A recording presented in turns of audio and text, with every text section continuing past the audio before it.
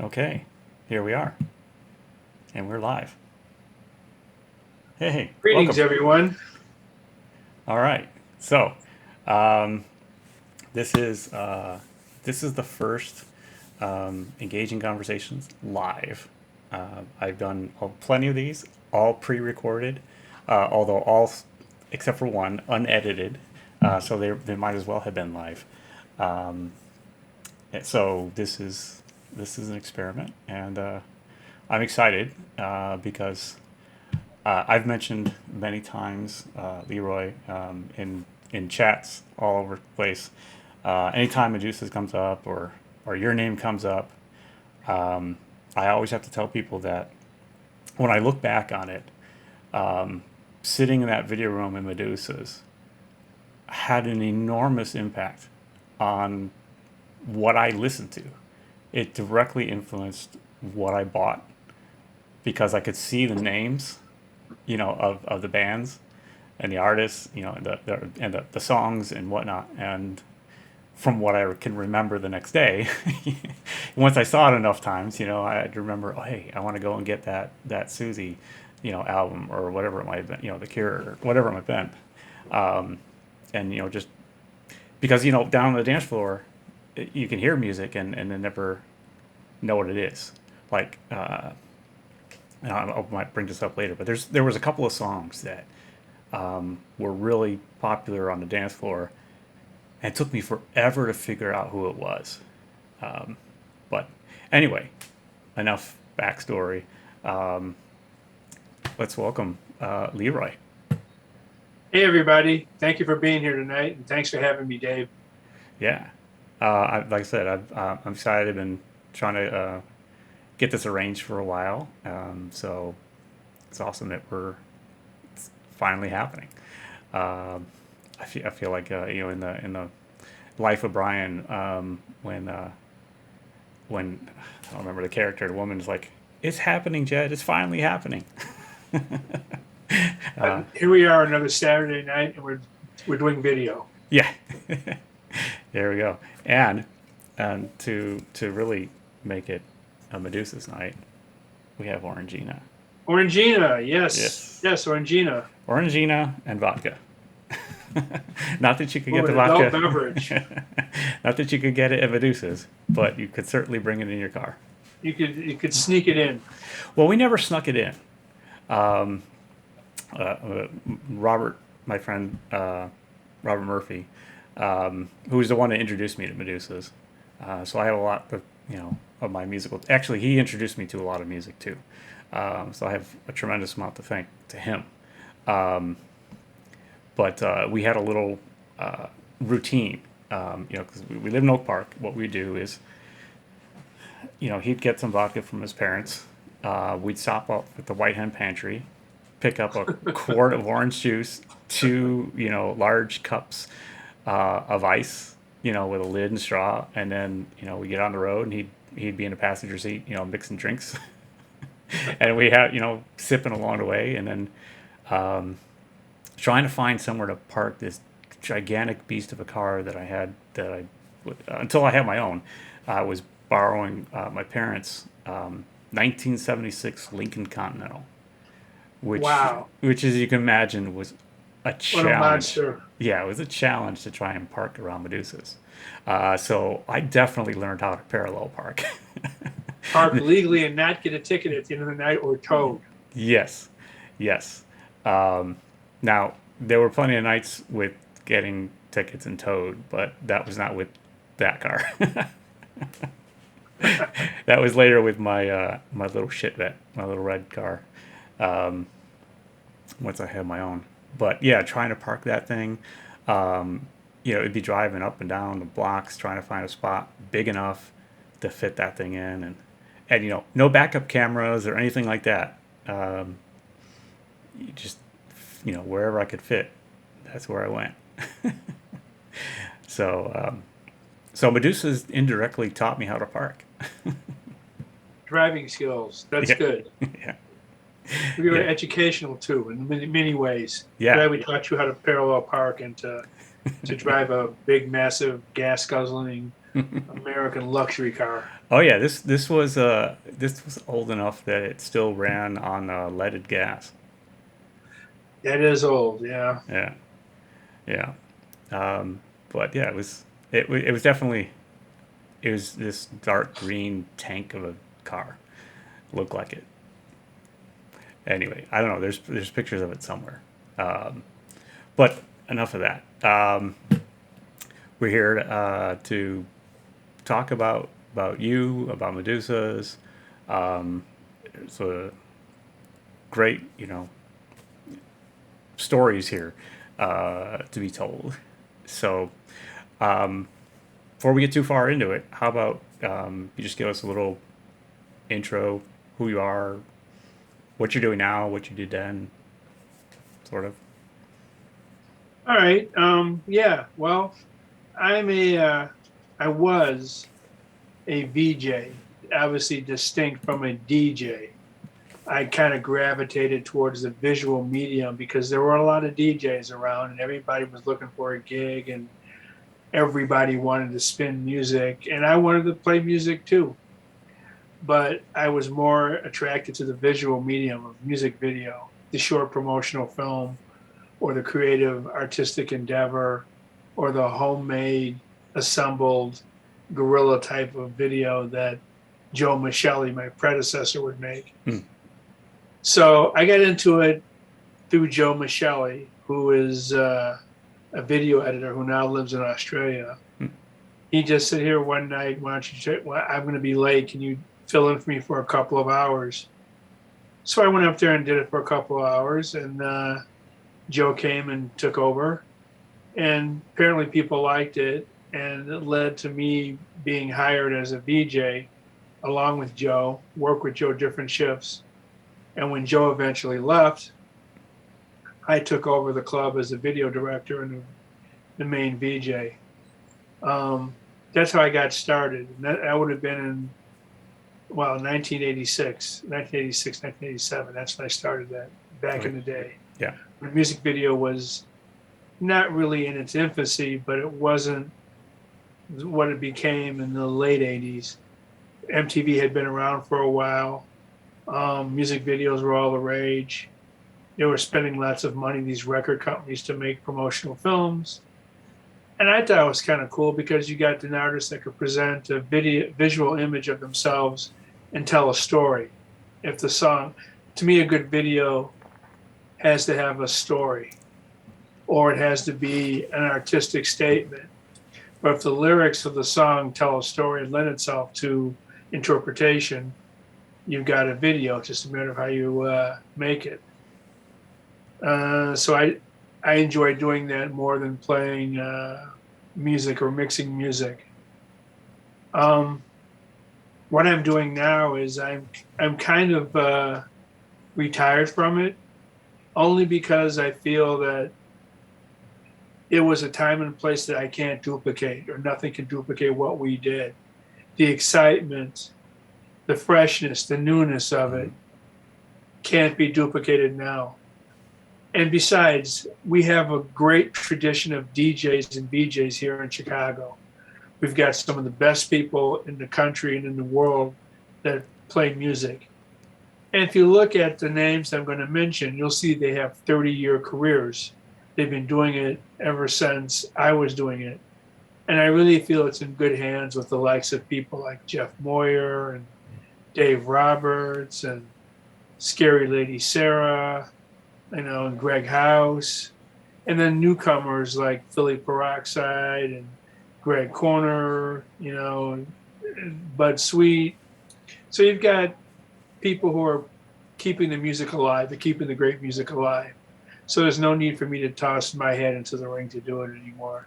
I will do it eventually again when we do something for a anniversary situation for the club, some kind of tribute or some kind of memorial. We're working on doing something like that. Hopefully, get something going in the next couple of years. Then I'll come out of retirement and do that. But right now, I feel that everybody is keeping it well alive without my help. Yeah, I mean, there's so many people, DJing from Chicago on Twitch. I did a whole festival, the 312 Fest. It was just Chicago Yeah, that was a DJs, right? great festival, by the way. Yeah, thank you. It was something that I had wanted to do for a while, just to feature. There's so many people in Chicago that are on Twitch. I would I would be willing to bet a bunch of money that there are more DJs in this genre, at least, on Twitch from Chicago than any other city. I mean, LA and San Francisco have a bunch, but I don't think it's still as close as many as there are in Chicago. From my experiences of being in the Twitcherverse, I would have to agree with you. We have a plethora of people who are DJing, VJing, 80s music right here in our own hometown. So you have a variety of different takes on the genre to enjoy and to play with. Yeah. And it comes down to the fact for me that nowadays this DIY ethic and the laptop have made it easier for people to do this. Back when I was doing it, it was 1-inch, 3/4 inch, and 1/2 inch tapes, and 2 decks or 4 decks, and you had to be able to really work really hard at trying to keep a program going when you're dealing with such heavy and cumbersome physical media. Right. I mean, for example, if you wanted to play a song on a tape, you had to find the tape, see where the song was on the tape, put the tape into the recorder or the player, hit play, see where it was last cued, figure out a rewind or fast forward, figure out how many minutes you have until you come to the cue point, to the beginning of the song, set it up, and then cue it up and get ready to play it while another song is playing. And the average video was about 3.5 minutes long, unless you're talking about the Smiths when it was like about 2 minutes and 20 seconds. So you had to cue those up ahead of time to get those ready because you had 2 minutes to find something else to play. But it was actually physically taxing to do that. I bet. And so I had a Rolodex with every band listed, with every video, what month it was on. So I could quickly queue up. Oh, I couldn't buddy in March '89. Pull March '89 and put the tape in and find the song. It wasn't as easy as like using the laptop where you scroll, you type in echo and it shows up, and you drag it to your record player or your virtual DJ or your tractor program. So it was physical work. So I worked pretty hard at it, and it was quite interesting to do it that way. Yeah. Yeah, I bet. I remember, I got to go, into the booth there a few times and see, just pretty amazing, just seeing it. But I had, thinking back, I hadn't really thought about, just how much that would have been. But as soon as you mentioned, it's like, oh yeah, tapes. It's not like you can quickly, scroll to the point in time you need. That must have taken a lot of coordination. Like you said, that you had the Rolodex must have been like a necessity. Coordination and thinking 2 or 3 songs ahead. If you wanted to do, for example, a set with Susie, The Cure, and then maybe going to Love and Rockets and Bauhaus or Sisters of Mercy, you had to kind of figure out, grab your tapes and get them all in the line, and you could cue them up that way and know what you're going to do. But then again, the floor is packed and people are enjoying the ska set. So, got to find another selector, another specials, another English beat video. And it was nerve-wracking, to be honest with you, about the whole thing. But it was a lot of fun doing it, though, because it was, I felt like the Wizard of Oz. The wizard, pay no attention to that man behind the curtain. He's doing all these different miraculous things. Yeah. Yeah. So one of the things that was always interesting about Medusa's was it was always changing. Right, the layout, where things were, was always different. So I can I can remember various different video rooms. So I'm curious, just like how that went about in terms of determining like what was the layout and the setup and all that as things were, morphing. I'm picturing, I don't know, like these magical, sets of like things moving, all around, but nowhere near Well, actually magical. well, the art director was a guy named Tom Hemingway. And then Dave and him would come up with a theme for a month about, they wanted to run it for about a month. 1 month it might be don't drink and drive.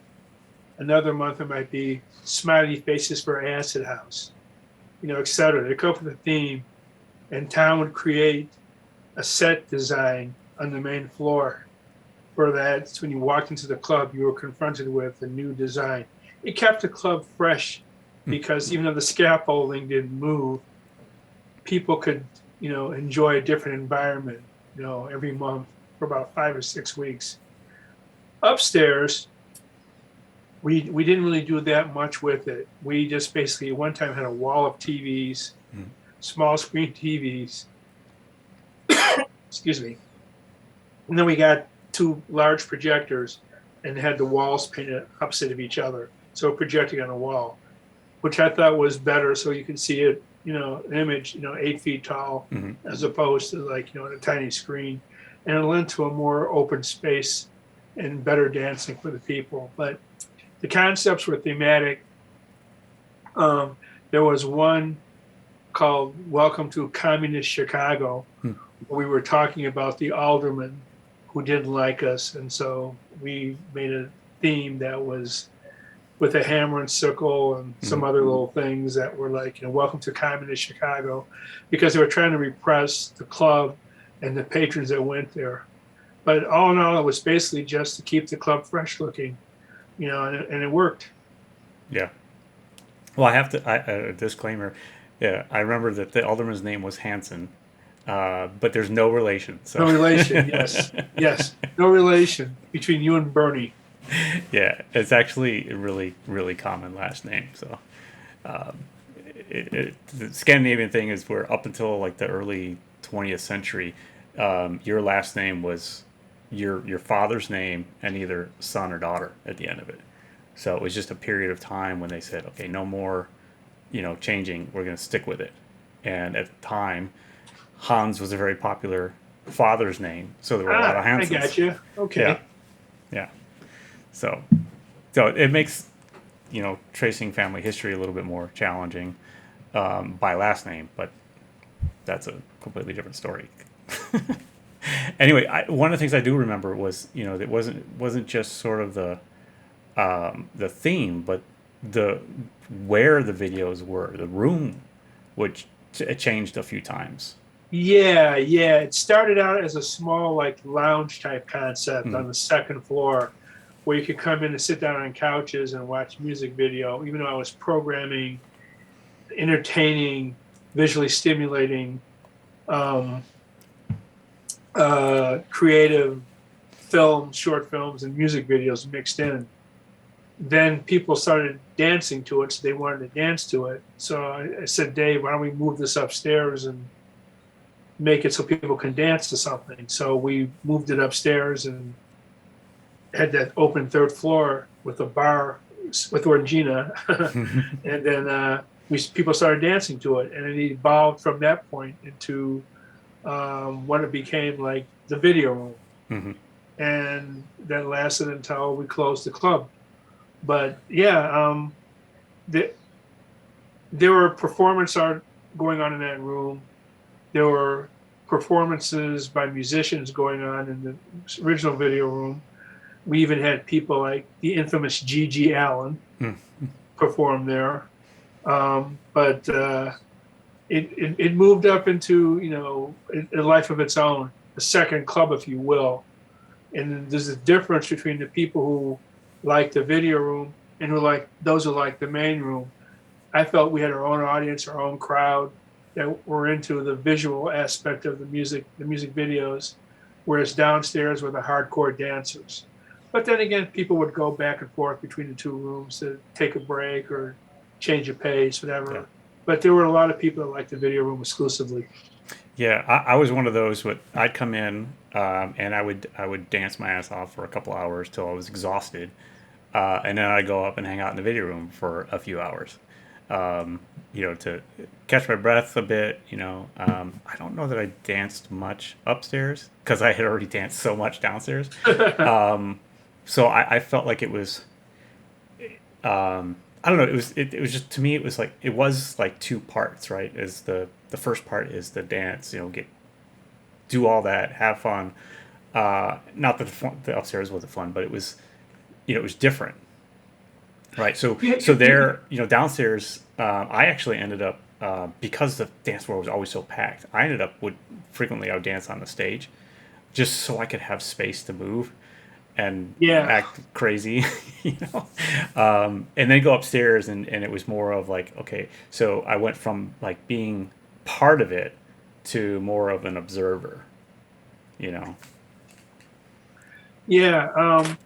There was a difference between the two environments, but people did enjoy them both, which I was really happy to see because, if you wanted to go downstairs and really get into dancing and get into like an almost whatever I would call the Medusa's mosh pit type of a situation, you had that downstairs. Where upstairs was a little more subdued, a little more relaxed, a little more chill. Although we did play a lot of the same music. There were songs that were popular downstairs, like in the later years. You take, for example, any Cure song that filled the main floor dance room adequately, but then more people liked upstairs to look at Robert Smith and Hmm. Lowell Torhurst and the band upstairs. So that was a bigger hit upstairs, stuff like that. Yeah, yeah. For me, that was, regarding the Cure. That was the first time I actually could see what they looked like, because I actually had seen them perform during the Head on the Door tour. I forget which it was at. I forget which place it was at, but up on the north side. But I remember at the time my hair was like long, hung on my face, so I couldn't see. I'm short, and the place was just covered. It was just total fog. So all I could see was these silhouettes of big hair. That was it. That was all I could see of the Cure. And so, in my naivete, not knowing who much about the Cure at the time, I thought it was Robert Smith and a bunch of women, because That all I might saw have was been this big hair. that might have been a Riviera show. I Yeah, think that's probably where it was. yeah, And the old fog machines, yeah, fog juice, another element from the '80s clubs that you don't see anymore. yeah. You Oh know, yeah. people don't have fog machines anymore. Oh well, I mean, I see them occasionally. There was a little thing, a little night we used to have down in Charleston, and they would always bring out a fog machine. So it's just like somebody Okay, owned one, and they would like yeah, always. But yeah, yeah. I guess you don't see it much now. I think about it. You're right. Yeah. But yeah, so being able, that was another thing I liked about the video room, is now I can actually see even though I had gone to see them personally, I could actually see what they look like and realize, oh man, was I stupid? we broke a lot of records and a lot Yeah. and promoted a lot of music in the video room, Mhm. particularly from our uh, sisters and brothers over at Wax Tracks. We were always the first to have the latest Wax Tracks video, Mhm. even beating out MTV's 120-minute premieres on Sundays. We would probably typically have the video for 2 weeks before they got it. We might have a rough cut or an edit before the final edit, then the final edit, but we would have it and we would, hey, there's something new that you need to like, something new from Wax Tracks. Mhm. And we would be playing it and reporting it on days that we were allowed to report what we were playing, because there's a marketing campaign to have things coordinated. But most of the Wax Track stuff would always come in at number one, right near the top of the chart, because having played it 6, 7 times before the official release date on MTV or submissions to MTV, and other television and network stations or in clubs around the country, we had already proven that it's going to be a hit. So we would have it up at the top of our chart. And we get into arguments with people like MTV about it, but, hey, we're local, the label's local, the artists are sometimes local, they're our friends, you know, and the label says, here, you need this. You want this. I know you're going to want this. And we would play it and we'd get a good response for them and it would be a hit. Yeah. So my troubles with MTV were like, how can you report the new Thrill Kill Cult video at #1 when we just premiered it on Sunday, yet the charts come out on Monday, it's #1 for you?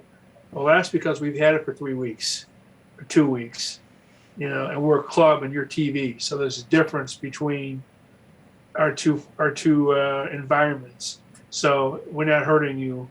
You're not hurting us. Right. Yeah. The one premiere that I always remember was for Stigmata. Yeah, Stigmata. That's a great video. Yeah, the Ministry stuff was always great. Sire was always supportive of us too. They knew we were the home base for the band, and the Twitch album was written at Medusa's, by the way. Oh, wow. Because the band would rehearse there during the week. Ministry, Thrill Kill Cult, Al Jorgensen. We were only open Friday and Saturdays. So you need a place to store your equipment and come rehearse during the week, use the club. So they have their stuff set up on the club stage and they'd be rehearsing and writing songs and doing stuff like that. And so we were, always able to hear stuff that they were doing. But the Twitch album was pretty much written at the Medusa's club for about, 3-4 months. They wrote stuff there. Then they went over, I think, to England with Adrian Sherwood and recorded it. But I remember hearing, the drum beats, the drum machines, the sequencers, all the time. And I'd come in on like on a Wednesday or Thursday to check the mail to see what tapes had come in or just to go hang out and see what they were doing. But the Stigmata was an important video. I can't remember who did that video though. The name escapes me. I want to think it was somebody local who did it. Maybe it was, but I remember they said, here, got a new Ministry video for you. And just people loved it.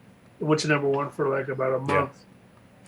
I remember for me, it was shocking because it was so different from Twitch, and I loved the whole album Twitch.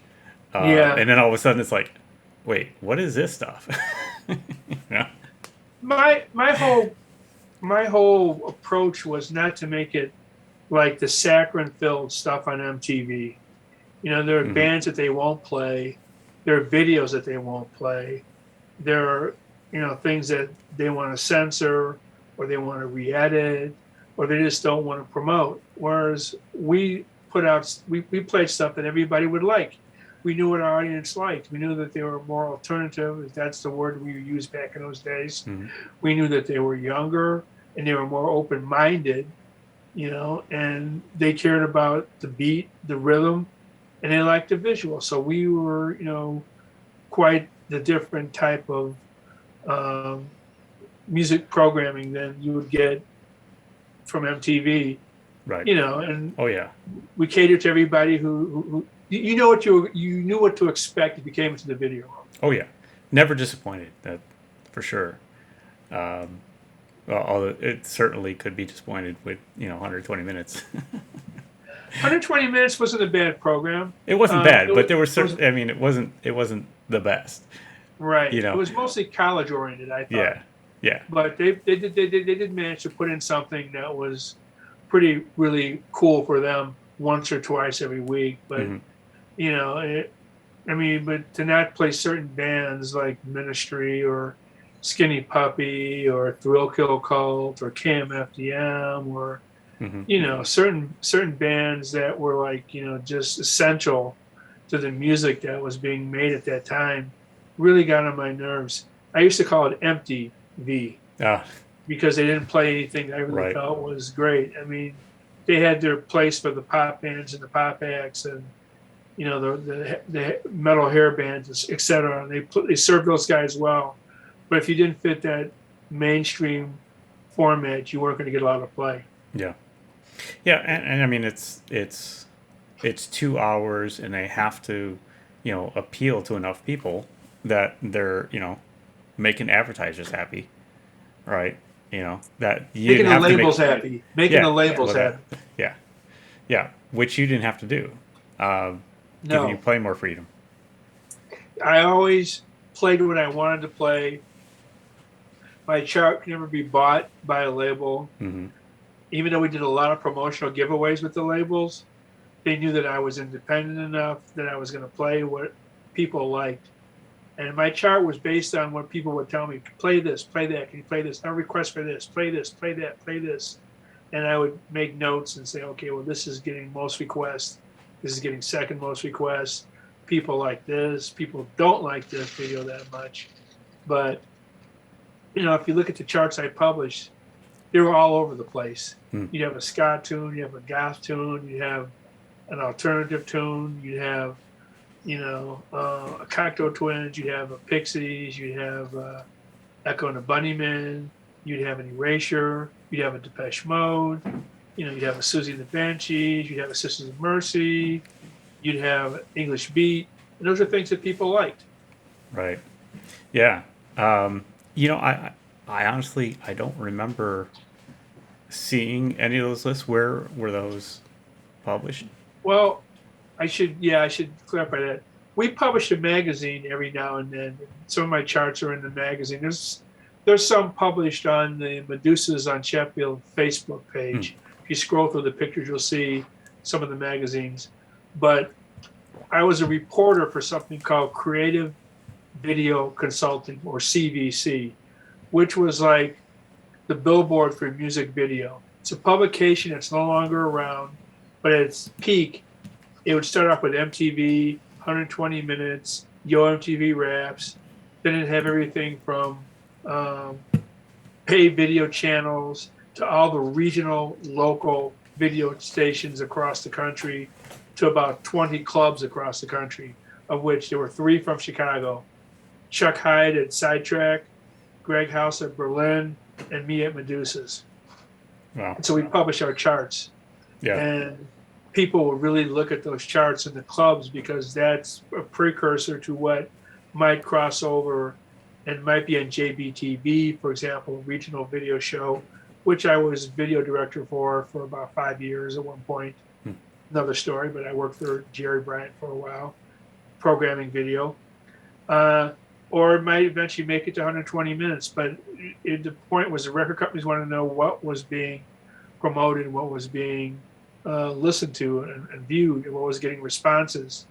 And our chart was very important to them, especially for a label like Wax Tracks. If I have a #1 video, and they know that, oh well, this should go out to college radio, this should go to 120 minutes, this should go to JBTV, this should go to whatever other channel there was that would play something like that. It was more alternative and stuff like that. But we did a pretty good job with responding and reporting what was popular. Yeah. Yeah. What I'd like to do right now is just take a little, since we are talking a lot about Medusas. Not everybody is familiar with Medusas. We're One of the things that I always like to say is I of the many privileges I have. One of those was growing up in Chicago during the 80s, Definitely. and being able to have Medusas and Wax Tracks and all, and all that. So what I'm gonna do is, and we tried this out earlier, and I just got it working right. So hopefully I can replicate it again. But there was a tribute video made a couple years ago after Dave Medusa's passing. And so what I'm gonna do is I'm gonna play it, and then where you want to make a comment, or just say, hey, pause, whatever. So, and then add in whatever kind of comments. We could have a little Okay, discussion sounds about good. stuff. Yeah. So let's hope I can make this Let it work. roll. Yeah. All right. So first thing, let me share with you the video, including sound. Okay, and let me go ahead and get the video going here in OBS. Where'd it go? Where'd it go? Where'd it go? There we go. Now let's see. Will it play? Is it playing? There we go. This is 808 State, the soundtrack. Okay. How does the sound? No, the sound is not going through because that's not. I can hear it. You can hear it, but it's not going through. Right. I need to use not that. I need to use this one. And let me hit tab over. This tribute was really heartfelt and put together. Features the voices and photographs Oh yeah. of patrons and staff, and just in loving memory of a great person who had a great idea for a club. Yeah. Like you said, we were all very lucky and privileged to grow up in Chicago and be in Chicago when this club existed. All right, so let's see if this one works. There we go. The video room was on the 3rd floor.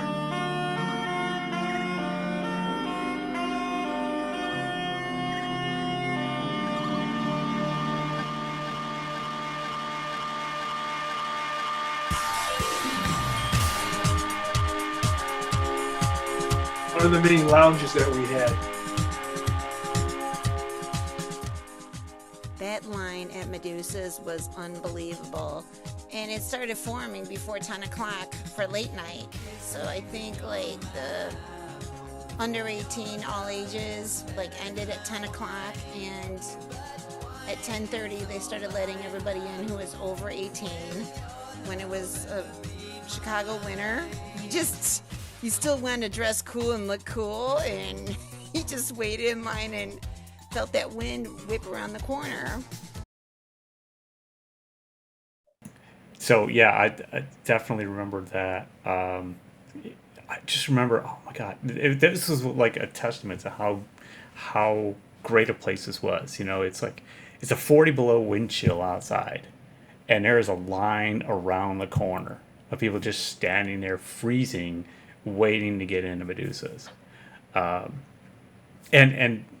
that time switch. I remember that too. That you had the all ages, and then the 16 and over. Right, you basically kicked everybody out, and then they had to come back in. Right. Yeah, there's a half hour time between 10:30 and 11 when we opened. Yeah. So the 17 and under had to leave, so the 18 and older could come in. 16, wasn't it? Maybe it was 16. Wait, Yeah. 16. You're right, 16. Yeah, because otherwise I wouldn't have been going.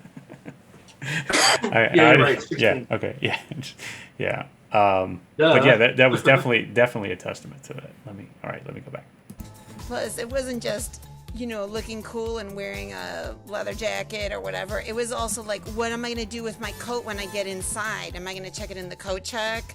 Do I have $1 for the coat check?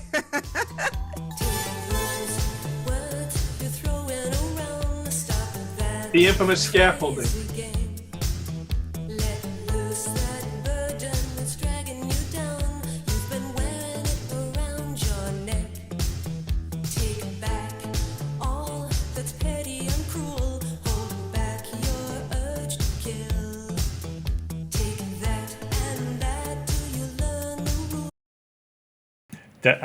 I'm seeing the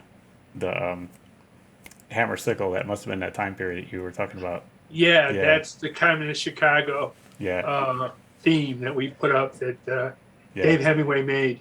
Yeah, it was a direct response to Alderman Hanson, who was our virtual enemy, our sworn enemy. Oh yeah, and I remember the scaffolding very much. I don't think anybody who'd been to Medusa's doesn't remember that. I don't think I've ever seen scaffolding in another club.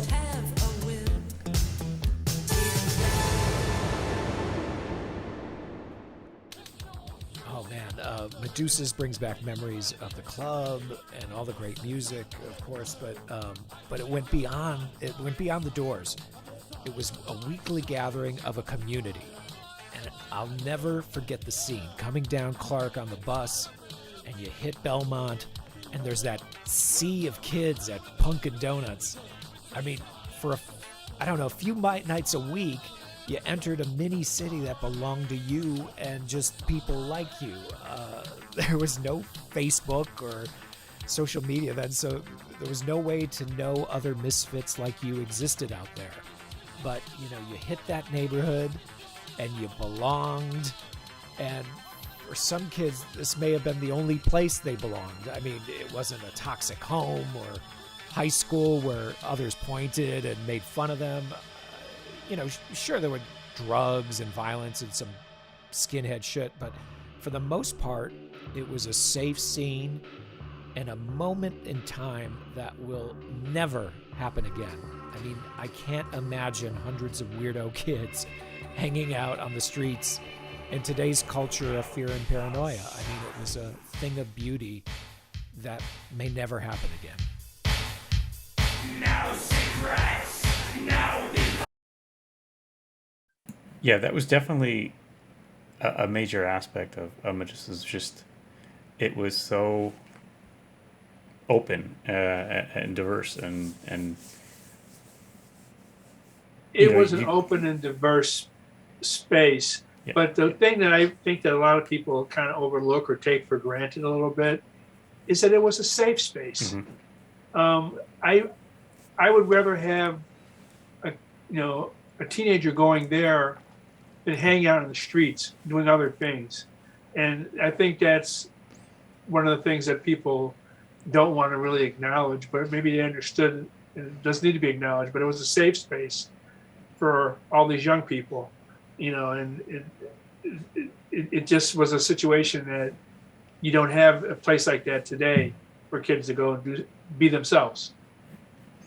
Yeah, and I remember there was a point in time, I remember hearing about the fact that this was so much of a model of a club that Dave was asked to travel all over the place to help other clubs. Kind of like, okay, how do you achieve a Medusa's elsewhere? Yes, he was asked to be consultant for a number of different clubs across the country and actually around the world. And he did his little part to help people do that, but you can never duplicate or create what we had because it was so unique to Chicago. And it hit a nerve and it worked so well. Yeah.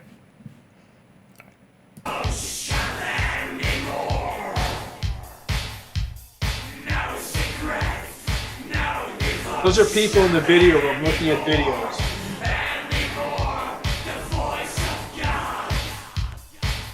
Billy Corgan on the left.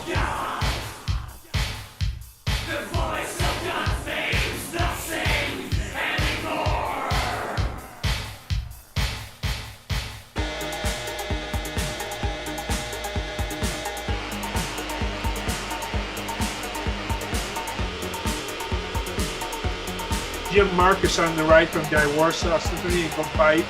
He was one of the construction workers. For me and my memories of Medusa's was just what a utopia it was for this idea of a safe space where no one really judged anybody or gave you the side eye or made fun of anybody, and it was such a melting pot of cultures and genres and people just dipping their feet into the goth style or the who were just born preppy or just skinheads with the flight jackets or whatever. I mean, Army Navy surplus was about all we had back then. Maybe the alley. There were no hot topics. This looks and styles had not been commodified, and it just felt so welcoming. I never felt judged. Medusa's was a lantern in life for many of us.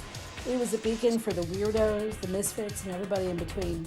When I walked in for my first time, I was stunned and very excited. It was like a marvelous, trippy dream. All I could think was, wow, the hair, the fashion, and of course the music, most importantly. I then said, I'm never leaving. I felt like I came home. One night when we were there was a camera crew and they were recording people dancing, including us. It was so much fun. We had no idea what it was for or what channel, but we didn't care. We just kept dancing. But then later I was like, ooh, I hope my parents don't see this because I was supposed to be at a friend's slumber party that night. Yeah, I could definitely say, it was such a unique thing to walk in there. It was, yeah. I mean, I grew up in Oak Park, very, I don't know, sheltered.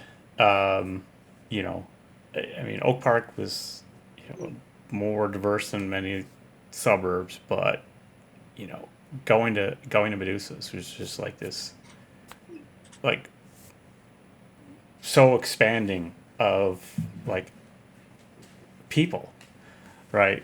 Just We had people come from virtually every single suburb, in Cook County and Lake County and even far away as McHenry County and Elgin and far away, Schaumburg and Hanover Park, and they came from all over the place. yeah, and when they're talking about the styles, one of the things um, that I always liked was there wasn't like a defined like this was before you had to dress in black, right? You go to any kind of goth industrial club today, and if you're not wearing black, you're kind of like out of place. But I mean, Yeah. just look right here. It's like I wore blue jeans and white t-shirts. Um, it was shirts like this, not exactly this one, but and that was normal. Um, I wasn't going to get the Robert Smith hair like a lot of people had, but you could do and be whatever you wanted to be, and that was really liberating, which is a sense of what I think the video here, a lot of that is getting at.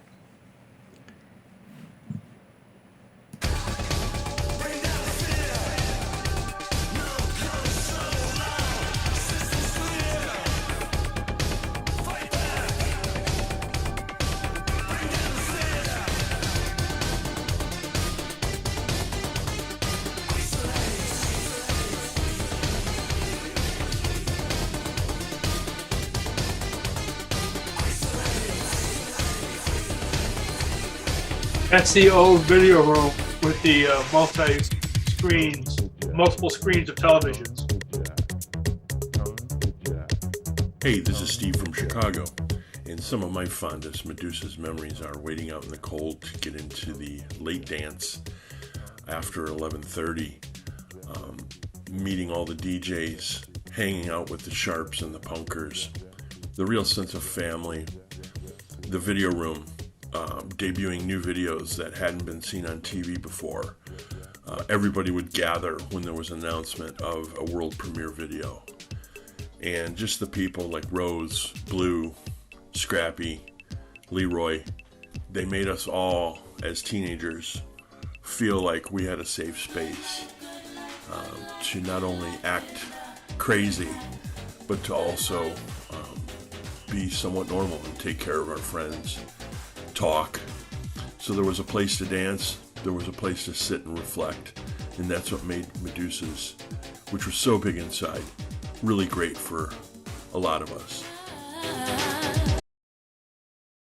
Yeah, one of the things about it was it had all these different rooms. So most clubs you go to today, like the music fills up the entire space. Like, so if you actually want to talk to somebody, you got to go outside. But Medusa's, you could go to this room here or that room there or the hallway or somewhere in between. There Yeah. were art installations, Yeah. and little places you could sit down and relax and look at art, talk, smoke your cloves, drink your Orangina, drink your New York seltzer water, and then go back and dance either to music video or to the main dance floor. So, yeah.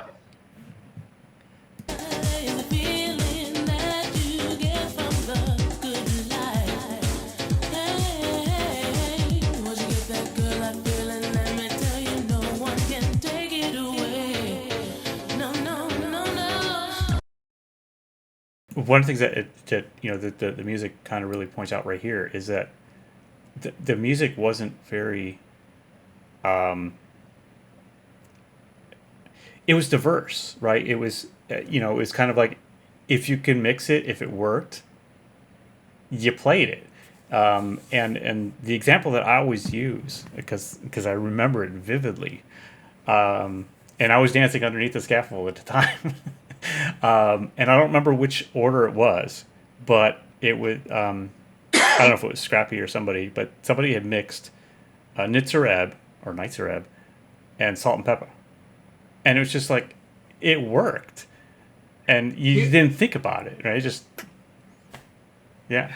We would have, well, we would play house, a lot of house, a lot of alternative, a lot of dance music, a lot of club music. So you might hear Shannon, like you said, Nitzareb. You might hear, Ann Clark. You would hear Love and Definitely Ann Rockets. Clark. You definitely hear, a mix of different genres of music, which it kind of diverses the people that would come there. It's the way I always looked at it. And by the way, Ann Clark's first and only appearance in Chicago was at Medusa's. Cool. Yeah, that's. I mean, anytime I hear Ann Our Clark, Darkness. I think of Medusa's, and of course I think of the video room and seeing the video for it, and dancing on the dance floor to it. That was one of those, because there were songs that I completely relate to on the dance floor, others that I associate with the video room. But that was one of those that was like that crossed, between the two, for me at least.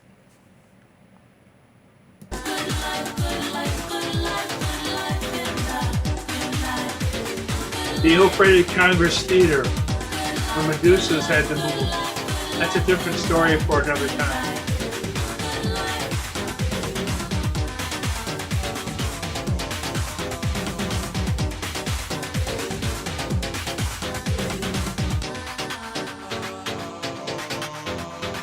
That's where I'd publish my charts in What the was magazine. it about Medusa's that was so unique? It brought people of every background together. And it was like people who listened to like metal, industrial, punk, new wave, house mixes, dance tracks. We all got together and just bonded over listening to music. I mean, my goodness, when S-Express would come on, it was like the place went crazy. You could just feel the energy throughout the room. And truly, with the same friends I hung out with back then, we hear S-Express now, and it's like that same feeling overcomes us. We know all the words, we know all the beats, all the high points of the track. It is just hilarious, and it's such a wonderful memory.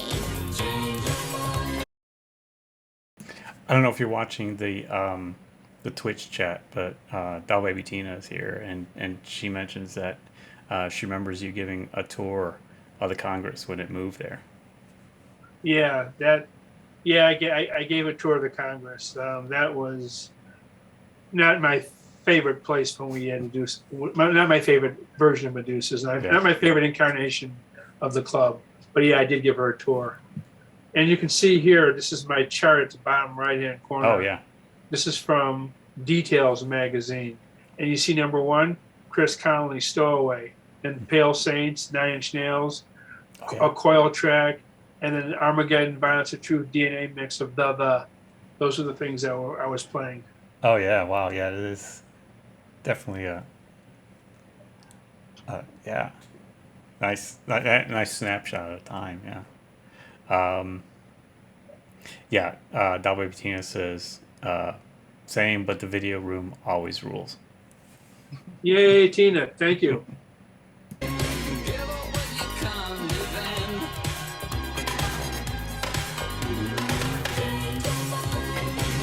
The city wanted to propose to put juice bars under the same laws as liquor bars because there were no laws at the time regulating the operational situation of juice bars.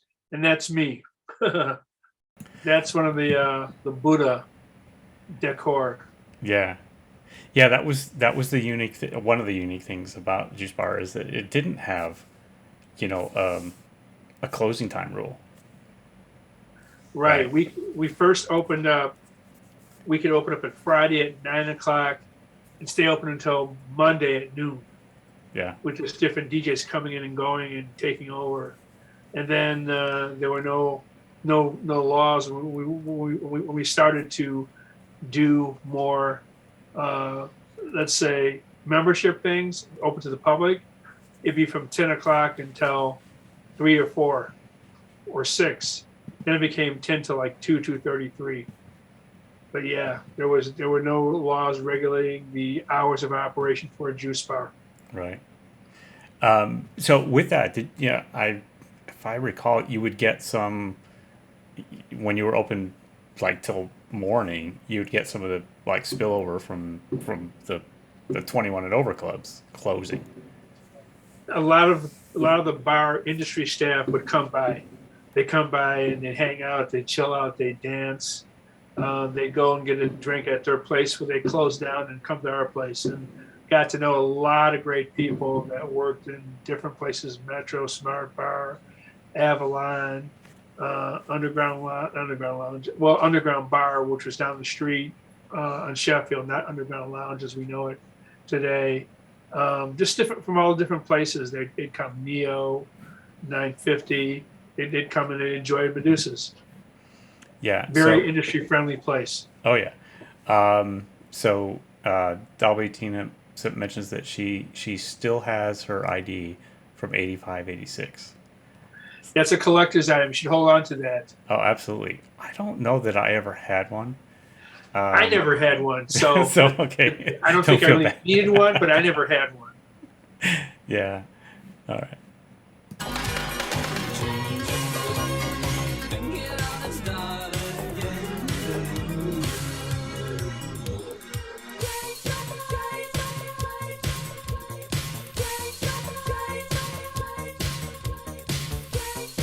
Talking about the Red Hot Chili Growing up Peppers, whose in the first Lakeview ever. neighborhood, Medusas and the DJs were a big influence on me, to where I'm still DJing in clubs to this day and trying to keep the Chicago club dance scene alive. Wax Trax music, along with Medusas, another foundation of my very existence. And I grew up in the Wax Trax music scene here in Chicago, and I couldn't think of a better place to have my industrial injection of music than right here in our hometown. Thanks a lot, Dave. Peace and love. I hope the party continues for you up in the big sky.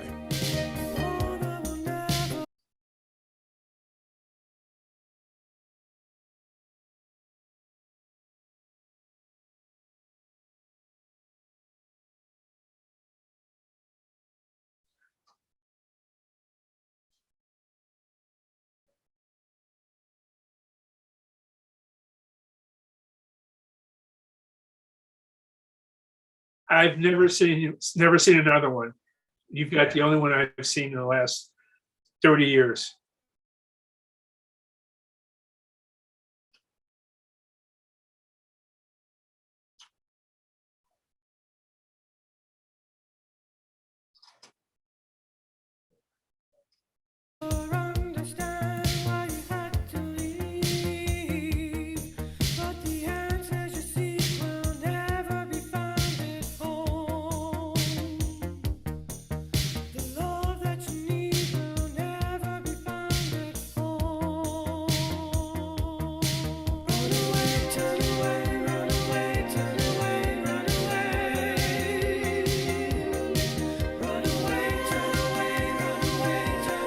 Even the sailors came to Medusas from Glenview Naval Air Base.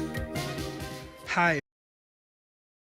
Yeah, I remember that. And so Dalby Tina is like, my audio cut out. I'm like, no, I mistakenly misclicked on turning my mic on. I'm turning my mic on and off so that it's not creating any kind of feedback or anything, you know. So, but anyway, I was talking about how my T-shirt is unique and all that. So anyway, but you just mentioned the sailors, and that was something that was always kind of neat. You know, was seeing you know, the because it was Glenview Naval Air Station, right? And so they were going through their, you know, basic training, or whatever. And from what I remember of Air Force basic training, you know, there's a point in time where you can leave base, but you have to be in uniform, right? And so you would see people showing up in uniform at Medusa's, you know. So they're the Navy whites or the black. It was a naval station, not an air base. Right? Am I Right, saying that yeah. correctly? Yeah. Naval station. The I Glenview think- Naval Yeah, Glenview Naval Air Station, I think. I think we were on a list of recommended, suggested, safe places for sailors to go to. So they would come. And they had a good time like everybody else. But yeah, that's interesting that it was listed as a safe space. I mean, it's, in retrospect, it's not, but also it's not like a place you would think the Navy would promote. So maybe this was sort of like a side, you know, unofficial list kind of. Maybe it was unofficial, but I know Yeah. that we were recommended because they would show up every weekend like everybody Oh, yeah. else. Busloads of them. Oh yeah, yeah, I definitely remember that. Everybody, this is Leroy Fields, video jock from Medusa's on Sheffield. I just want to say a few words about Dave Shelton. Dave Medusa Shelton was my mentor. Dave allowed me to be myself and become my own person in the video room. It was very easy to entertain people after that. Under Dave's guiding principles, we created something unique and special that Chicago will never ever see again. Dave's most lasting legacy would be his generosity, as he supported everyone who worked there. He offered a safe space for you to be what you wanted to be, patron or staff, and we had a lot of fun.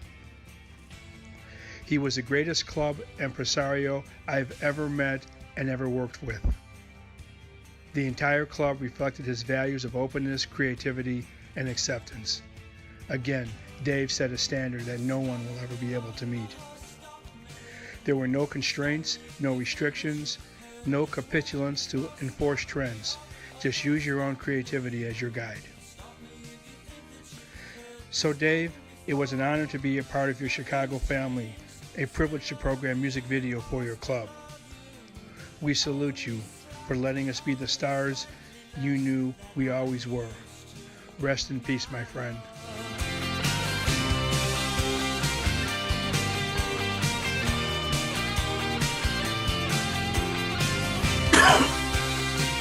The first Red Hot Chili Peppers show ever in Chicago was at Medusa's. You just saw the flyer go by there on the screen. Dave, everybody knows the story. Well, if you don't know the story, I'll tell you. Dave built a skate ramp in the middle of the dance floor so that kids could skate on skateboards while the band played. The band only made $2,000, but that was the most they had made in about a year from a gig outside of California. So that's another little bit of history trivia for you.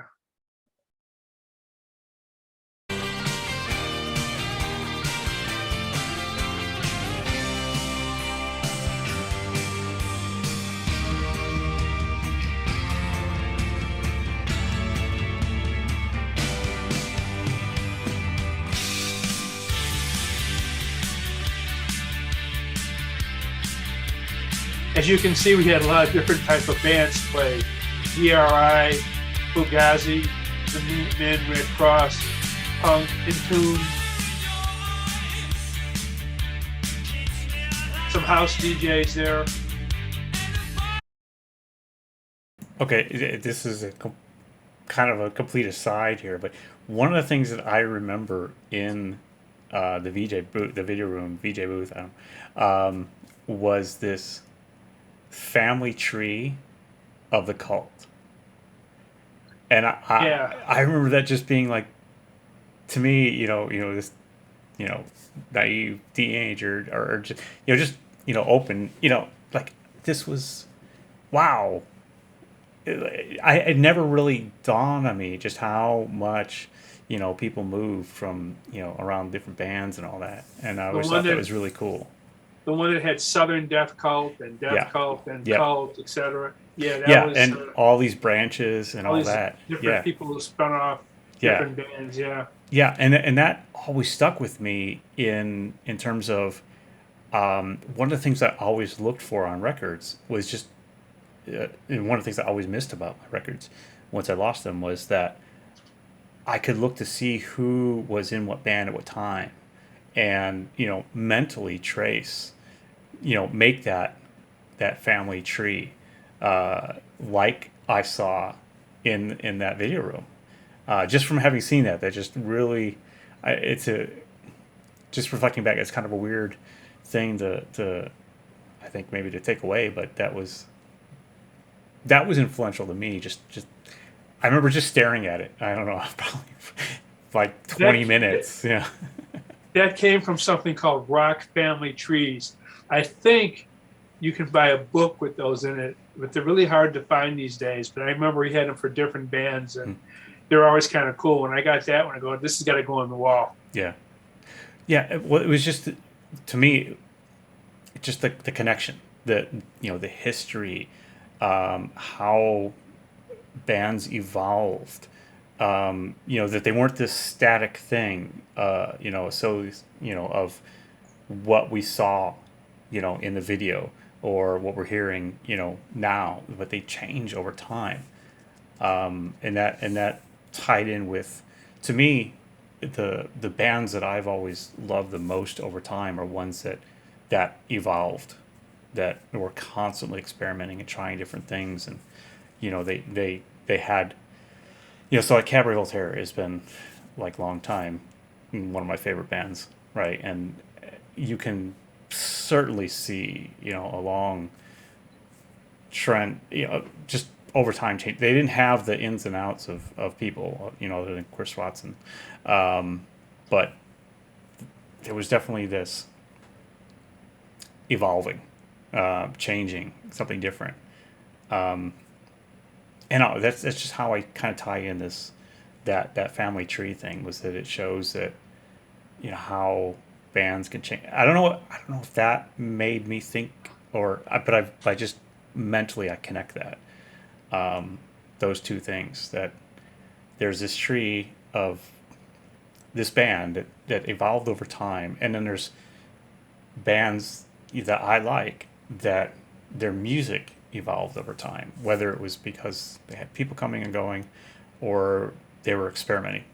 More likely it was because they were experimenting, like Neubauten and Cabaret Voltaire, and basically Dada influenced bands. But anyway, that's a complete aside.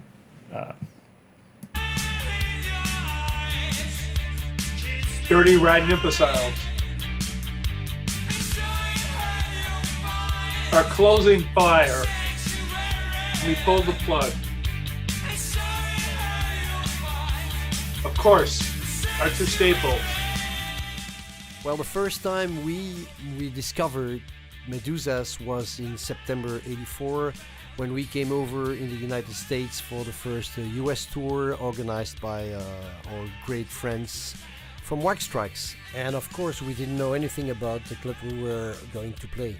We believed that our first show in the States would be like in a small club, like maybe for 50 or maybe a bit more people. We drove in the morning to the place with all the gear in the van, and we arrived in front of that huge building. And again, we were not sure that was really the building we were going to play in. Well, as a matter of fact, that was the building. So I remember climbing the stairs to the first floor, if I'm right, and entering the room. And I saw the room, and I'm like, this is not where we're gonna play. This is way too big for us. We're a small band from Belgium. Nobody knows us here. And so I asked Jim, and I said, where's the second room where we're gonna play? And he said, there's no second room. That's where you're gonna play. It's gonna be packed tonight. And I was like, what? So anyway, all the people there, the staff, the crew were so friendly, so excited to see us. Showtime, we came down. The place was, as Jim said, the place was just packed. I don't know, 600, 700, 800 people. I don't know how many could fit in there. And people were just going crazy. So I have a very, very good souvenir of that first show in Chicago, Medusas. So that was intense.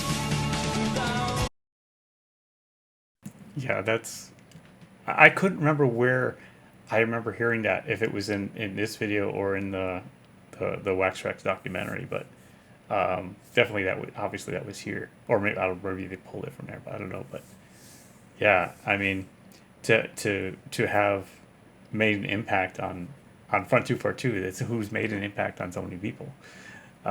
Just says a lot. I will take, the club will take, the DJs and the other VJs will take a little bit of credit for, you know, that situation happening. The music was great, fantastic, was just so awesome that it was going to be packed because of how great the band was and how great the records were that came out on Wax Trax. But we played the hell out of them because they were, I mean, 2, 4, 2. It's all people hold their hands and their fingers all the time, you know, multiple times a night for 242 music. But you know, that was a night I'll never forget. I'll tell you another story about that that's not really well known by a lot of people. I wish I had video documentation of this, but I can tell you it's a true story.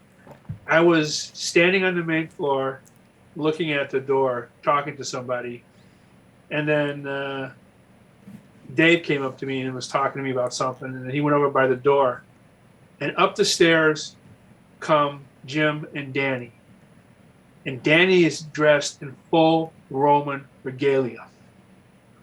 And he stands next to Jim and Dave, and the three of them are standing there. And I'm like, what the hell is this? And it was like just so cool to see, you know, Danny dressed like that. And he just came to the show dressed like a full Roman gear headdress, toga, sandals, those kind of sandals with the leather straps up the legs. That was his attire for the evening to see Front 242. I'll never forget that. And just in case anybody doesn't know, we're talking about Jim Danny of Nash of Wax Trax. Danny Fletcher and Jim Nash Yeah. from Wax Trax, the founders of the label and the most influential store ever in Chicago that sold music and culture, and you know, people who brought us Front 242. Jeff Moyer comments on Twitch, says he cries, I went to the Ministry show, not the 242 show. I could only afford one. Well, Jeff, I'm sorry, but I'm sorry you can only afford the one. But I hope you had a good time at the Front 242 show. It was. No, he went to the Ministry one. Oh, the Ministry show. Well, Yeah. I hope you had a good time at the Ministry show. Yeah. But we did good shows there.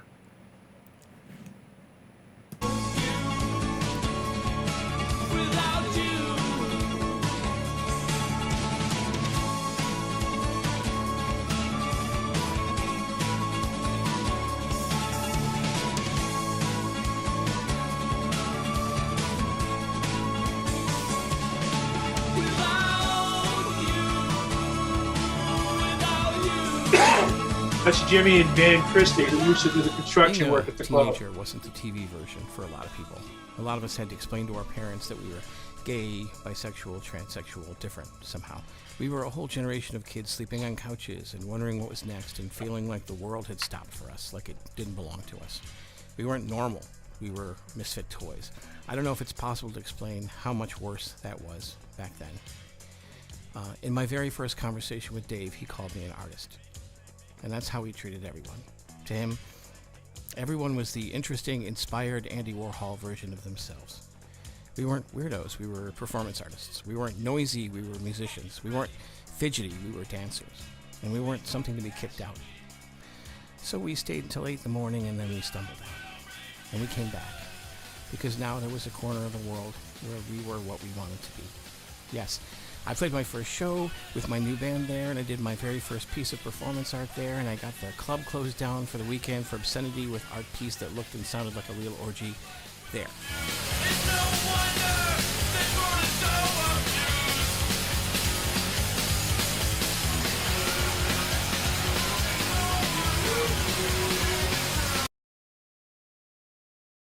So I've just got to, like, I'm looking at that stage and just remembering dancing up there, and when I'm looking at that background, it just reminds me of Cabaret Voltaire's gasoline in your eye video. I don't think that's what that is, but that's what it looks like to me.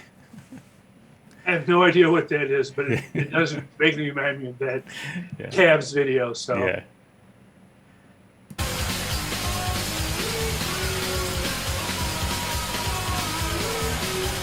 the late Mark Stevens, Blue, and Roy Francis.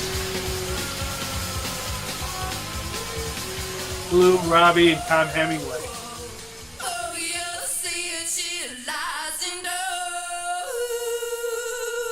Rod Rushing.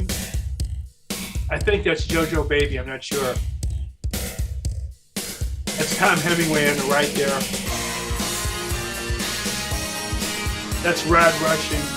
One of the early managers with Blue. Blue and Robbie.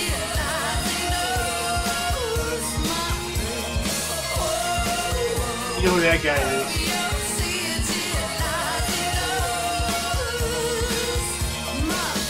That's Robbie again. On the right. Joe Michelli, the first video director. First to put this presentation together. It's Robbie again, someone I don't know. That's Joe. Hello, everybody. It's Blue Pitsley. I've been struggling with the many different ways that I could approach saying what I'm going to say here, and none of them seem to work. So I just decided to wing it and speak from my heart, and hopefully I won't blunder too badly. There's really not a whole lot that I can add to all the wonderful things that have been said, and the feelings that have been shared, and the memories that have been shared by so many people since David died. Certainly I have hundreds and hundreds of pages of my own memories, that things that were hilarious, things that were sad, things that were funny, things that made me mad, things that made me happy, you know. But I just mainly wanted to say thank you to all my co-presenters, and to all of you out there who are listening to this, who have shared feelings and emotions about David. It was his goal in life to create harmony on the dance floor. He loved nothing more than to see people dance and have fun together and drop their attitudes and drop their differences and get along. So thank you all for honoring him and all of the other wonderful things that are going to be said about him, which I can't wait to hear. Thank you all, and hope to see you again. Bye. So that, of course, was Blue. Yes, that was Blue. Yeah. Yeah, I mean, Blue was the manager for most Right. of the run, and a really great guy, and still talk to him these days. Matter of fact, I just talked to him a couple days ago. And he's doing okay, doing well, still with us, and you know, was one of the best managers I ever worked with. All the crap he had to put up with from all of us and everybody, he managed to navigate everything, keep it even, and keep it straightforward for us. Yeah, he was one of the few people that I did meet that like worked there, besides you in the video room, and he was always just incredibly nice. So He's a great guy. yeah. So Doll Baby Tina had to leave. She'll finish watching this later.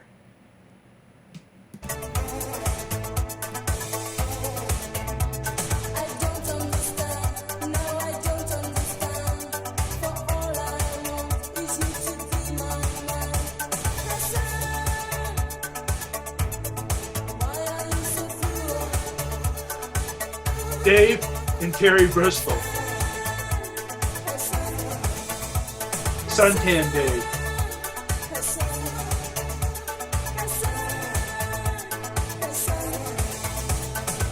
Bearded Dave.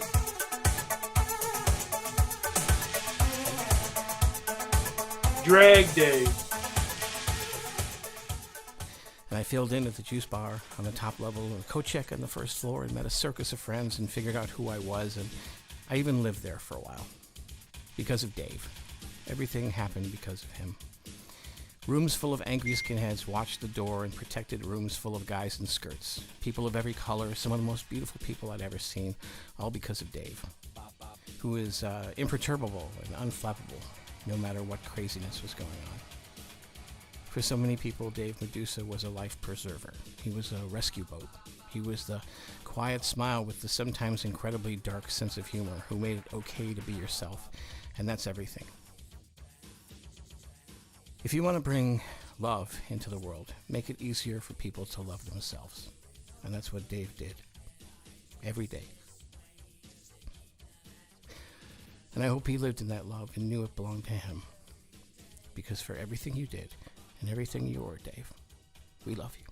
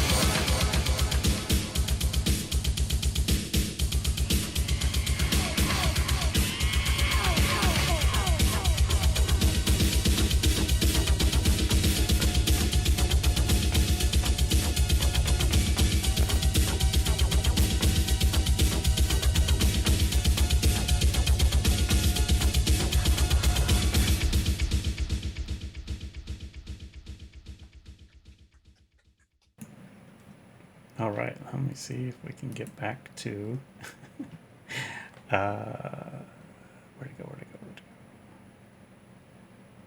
Where's my Zoom? Oh, I know, I gotta stop share. There we go. Okay, There you go. it's working. Okay. I just want to say, excuse me, I just want to say that this year is the 40th anniversary of the club opening. And next year will be the 30th anniversary of its closing.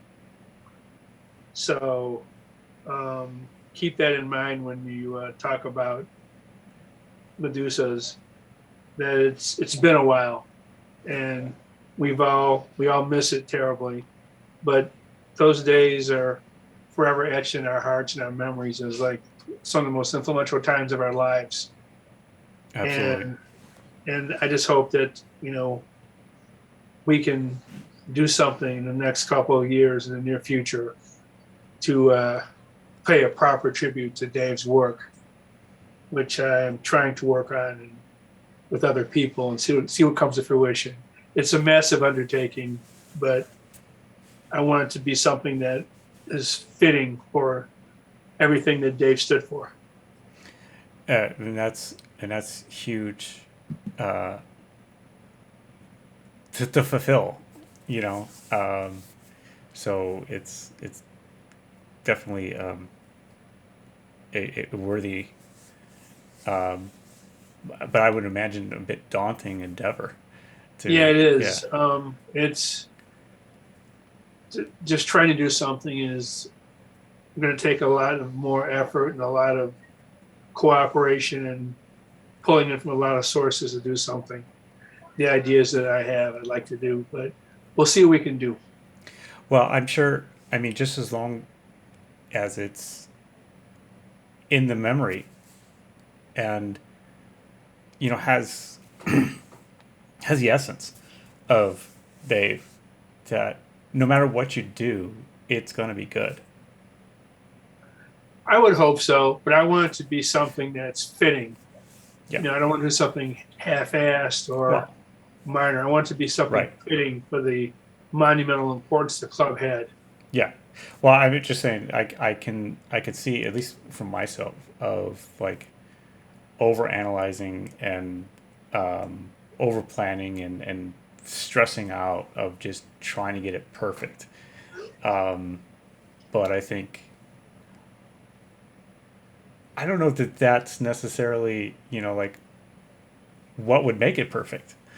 I think the Good point. imperfect, right, is Good, what makes good, it perfect. good point. Very good point. Yeah. I'll keep that. I have to keep that in mind when I navigate this Yeah. project. Yeah. I mean, thinking back to, some of the things that were said it's this place for anyone to be themselves. So, as long as that is the essence, right? I think whatever you do is, as long as it, sticks to that, I think it'll be good. Yeah, that's good. Good guiding principles. I'm going to keep that in mind for sure. Yeah. So one of the things I wanted to do was, because since you were there, pretty early on, is talk a little bit about how Medusas came about, because that's not something that was covered in the video, and I know a bit about it, but I would love to hear your take on Sure. how Medusas came to be. Well, in the beginning, There was Jack. Pardon me. In the beginning, Dave wanted to throw parties. So Dave would go around renting different buildings and throwing parties. And they were wild private affairs with the most flamboyant people, the most creative out there people ever assembled under one roof. His first party, I believe, was with Frankie Knuckles, and it took place at a bar or a room or a restaurant on Well Street. He had the idea of throwing revolving locations for different parties. He would do different parties. One of them he stumbled across at 3257 North Sheffield. So he rented that for the party. And it was a success like all his other parties were. And he wanted to do another one. So he did another one. And then the landlord said, well, you can rent this place if you want. And Dave said, okay, that's pretty cool. I think I will. So he rented the place, and it became Medusa's. And in the beginning, like I said earlier, it was a private affair, private club, invite only. You charge to come in, but invite only. And it was totally unencumbered. It wasn't until a few years later that he decided to make it a membership club open to the public, with the different age groups being able to attend. But that's how the club started. Yeah, so what I had heard, I mean, I definitely heard, the connection with Frankie Knuckles and the warehouse, and that was a little bit more tied in with that he was working with Frankie for a while. And Yeah, he and was. And that kind of, one of the things I had heard was that Frankie encouraged him to go off and start his own thing. Yeah, Frankie said, do your own club, do your own thing, basically. They worked together a lot. Frankie DJ'd a bunch of parties. And so, Medusa's roots are basically house music, gay culture, underground culture, black culture. That's the whole genesis of the club, how it started. Yeah. So, yeah. And I think that's important because that really explains a lot. That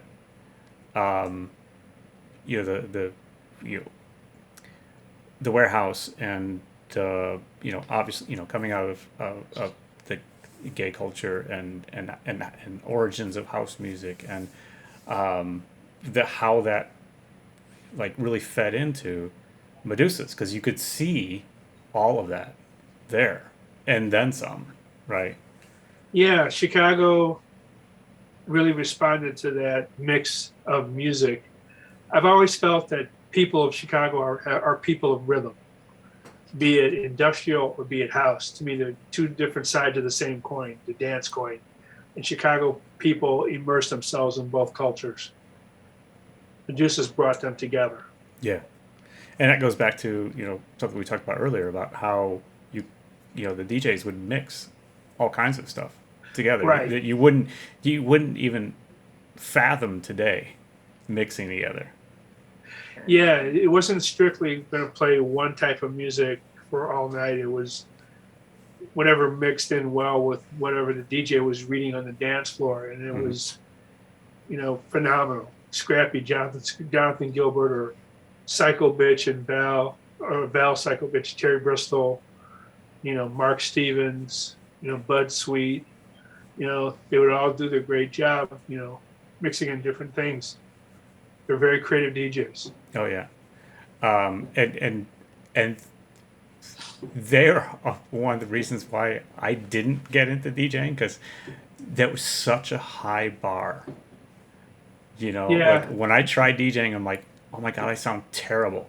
I can't do. There's no way I could do anything, because that to me that was, I didn't know any better, right? I grew up, 16, 17, 18 years old going to Medusas, and this is what club music sounds like. This is what a DJ sounds like, and there was no way I could think of that I could do that.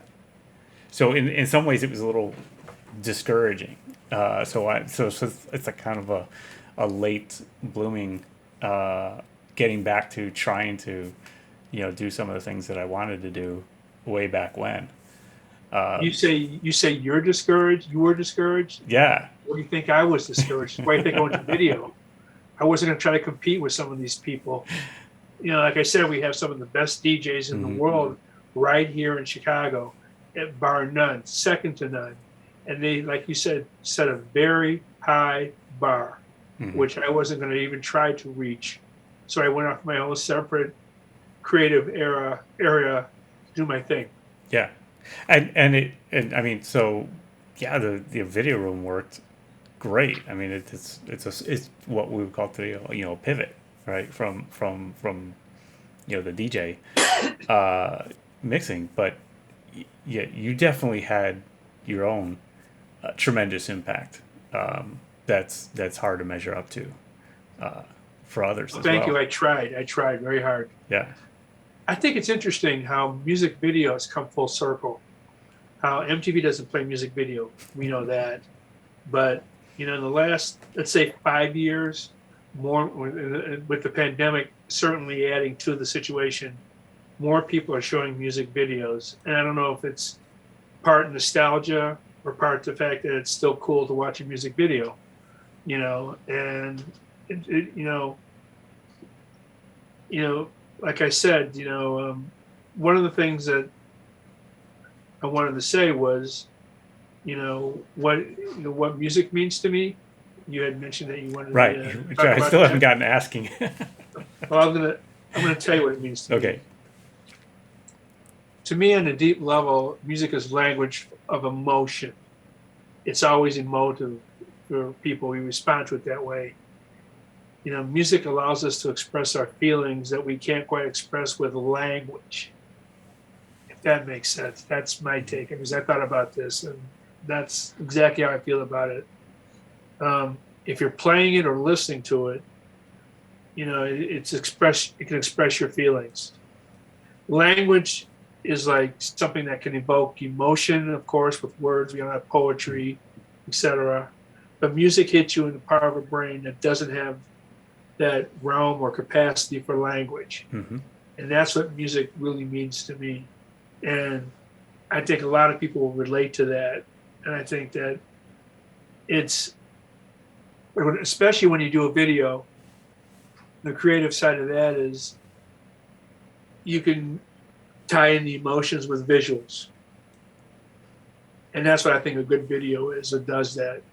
Not just a performance video of the band playing all the time. You want to see that sometimes because you want to see what the band looks like, what they're wearing, what their hair's like, all that kind of stuff, see them play.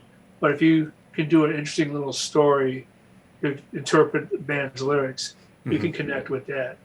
So that's what my take on music video. Like, I know that a lot of artists still make videos to this day. Some are quite good, actually. Some are so-so. They don't put the budgets like they used to in music videos, but you can still come up with something quite creative on a shoestring budget. It just meant how creative you are, and that's when it shines through. But I think some videos today lack that emotional connection, and I think that's something that music of the '80s and in the '90s, to a certain point when it stopped, still connects with people. Yeah, when you talk about a video telling a story, the one that really comes to mind instantly was "Small Time Boy." A Bronski beat, yeah, Yeah. that's a great video. That song, it's a good interpretation of the lyrics, a good concept to go with those lyrics and stuff like that.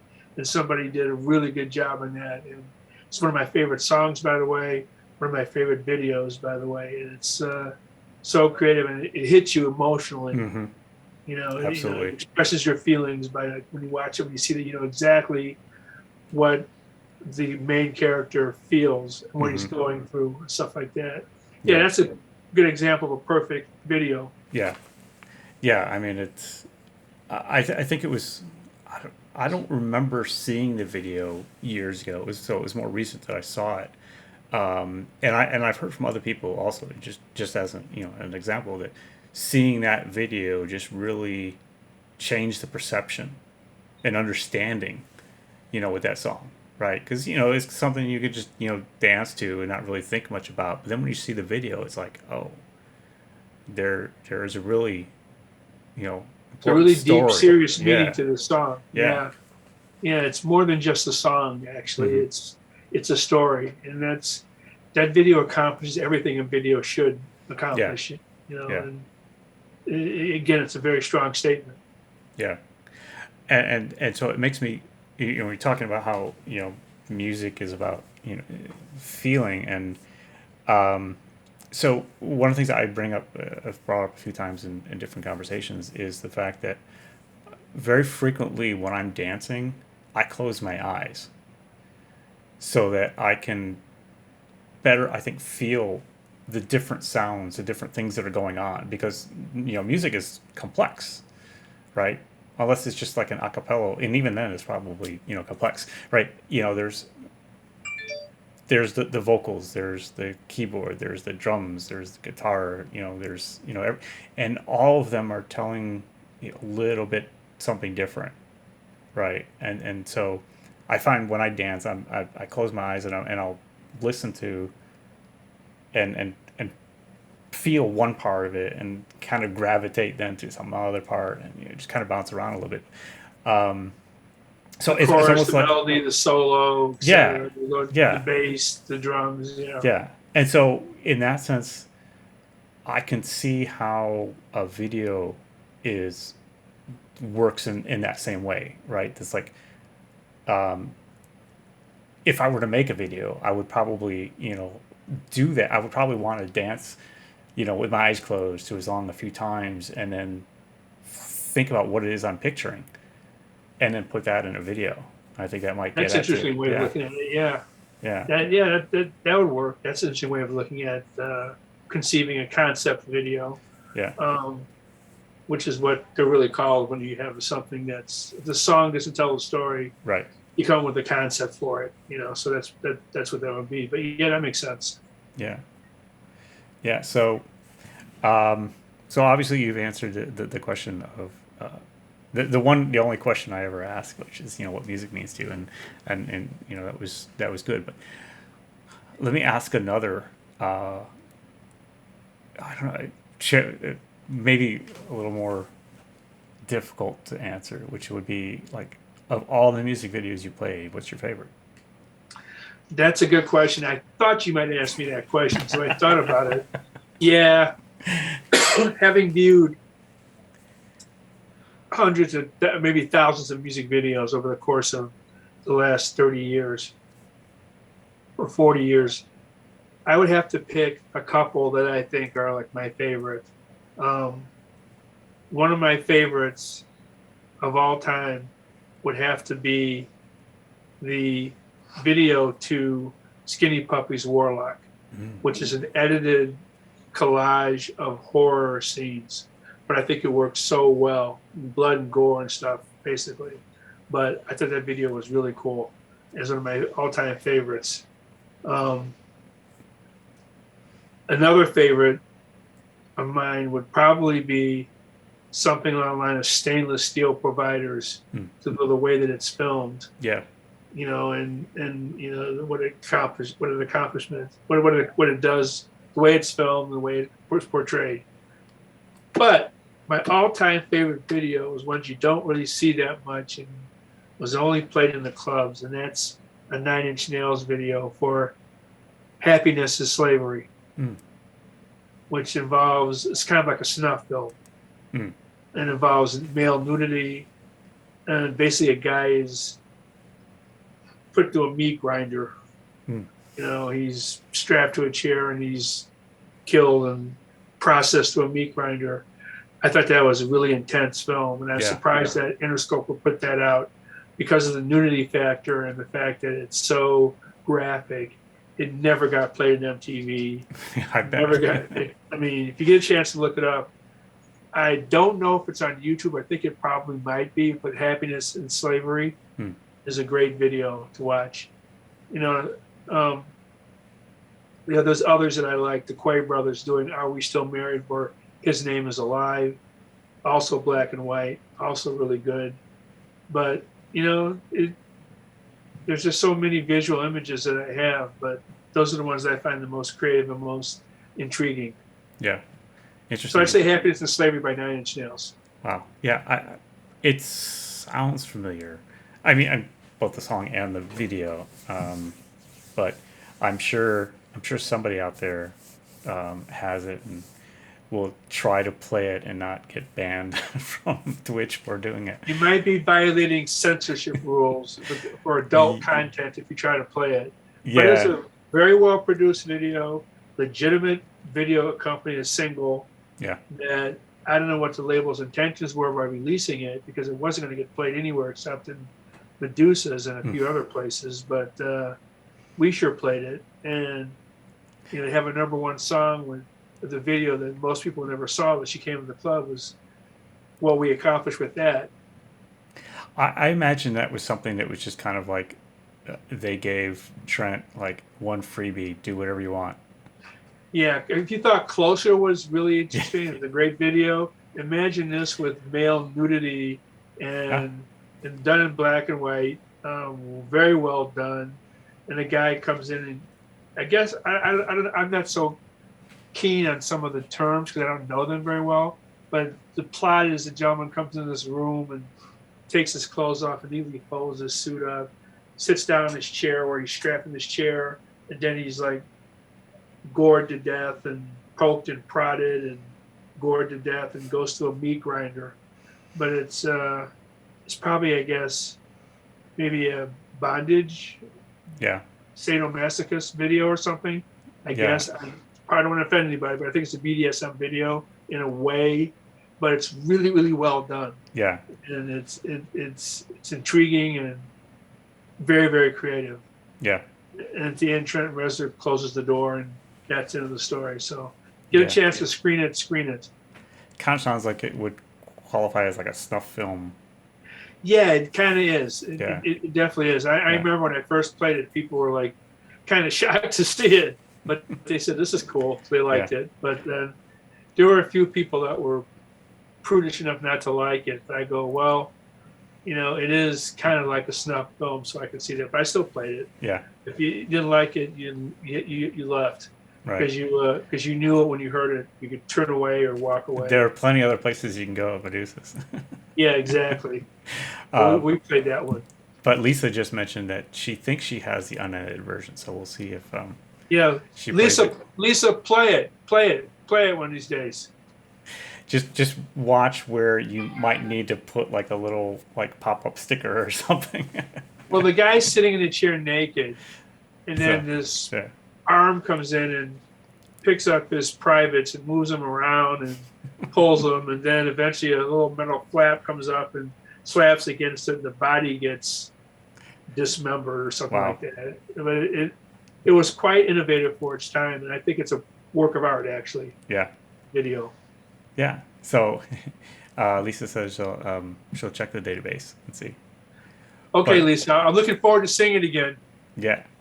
One of the things that I wanted to ask you about, in regards to videos was so I mentioned early on there were some songs that took me forever to figure out, because we only heard them downstairs, at least when I was going, right? And that was a couple year period. So one of them, the first one was Portion Control Great Divide. I figured that out about 6 months later. But the one it took me years to figure out was like the all-time classic, Hassan. And Yeah. and years later, I found on YouTube a video that looked like it was a video for it was made for the song. Is it a video of people dancing? No, that's Okay, I not haven't that seen video, that one. right? So it was a video of the singer, like walking down around the lake, singing. I've never seen it. I have Yeah. to confess, I've never Okay. seen that one. Yeah. So But but Hassan was a great club track, a massive club track. mhm. One of the 2 or 3 songs that I automatically identify with Medusa's. It's a huge hit. It's a great song. Mhm. The Gary Newman sample is really cool in that, and it's a great song. But there never was, to my knowledge, an official video Yeah. because we had to make one to play it. Hmm. Because there isn't one of, to my knowledge, it's an official video. And that's just a shame because Hassan was always a main floor song Yeah. as opposed to an upstairs song because there really wasn't a video. So put the song on, play some footage.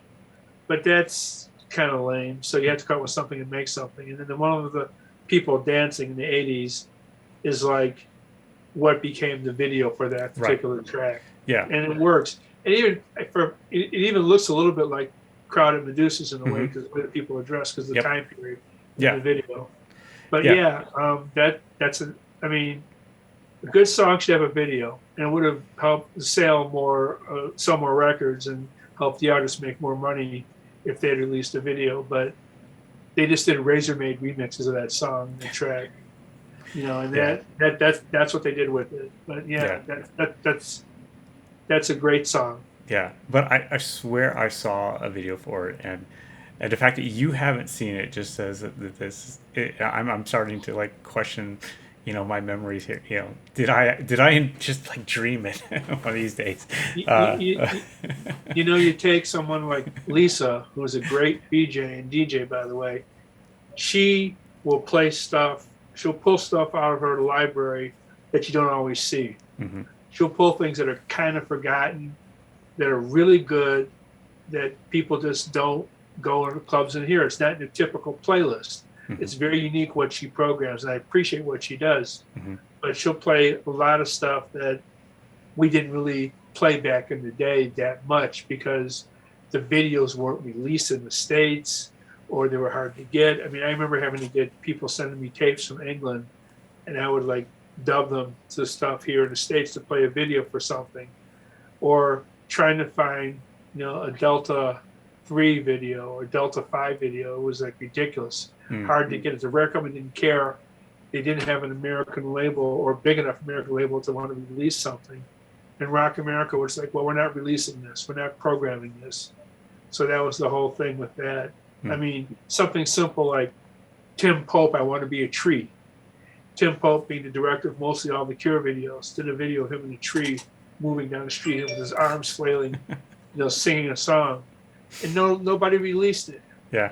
But I had to go to England. Somebody record that for me, send it over to me. So they did it, and I have it. Then I had it transferred from PAL format to NTSC format, then dub it down again to play it. Right. So there's a lot of videos I never really got to see that much, but Lisa will play stuff along the lines of like really good programming.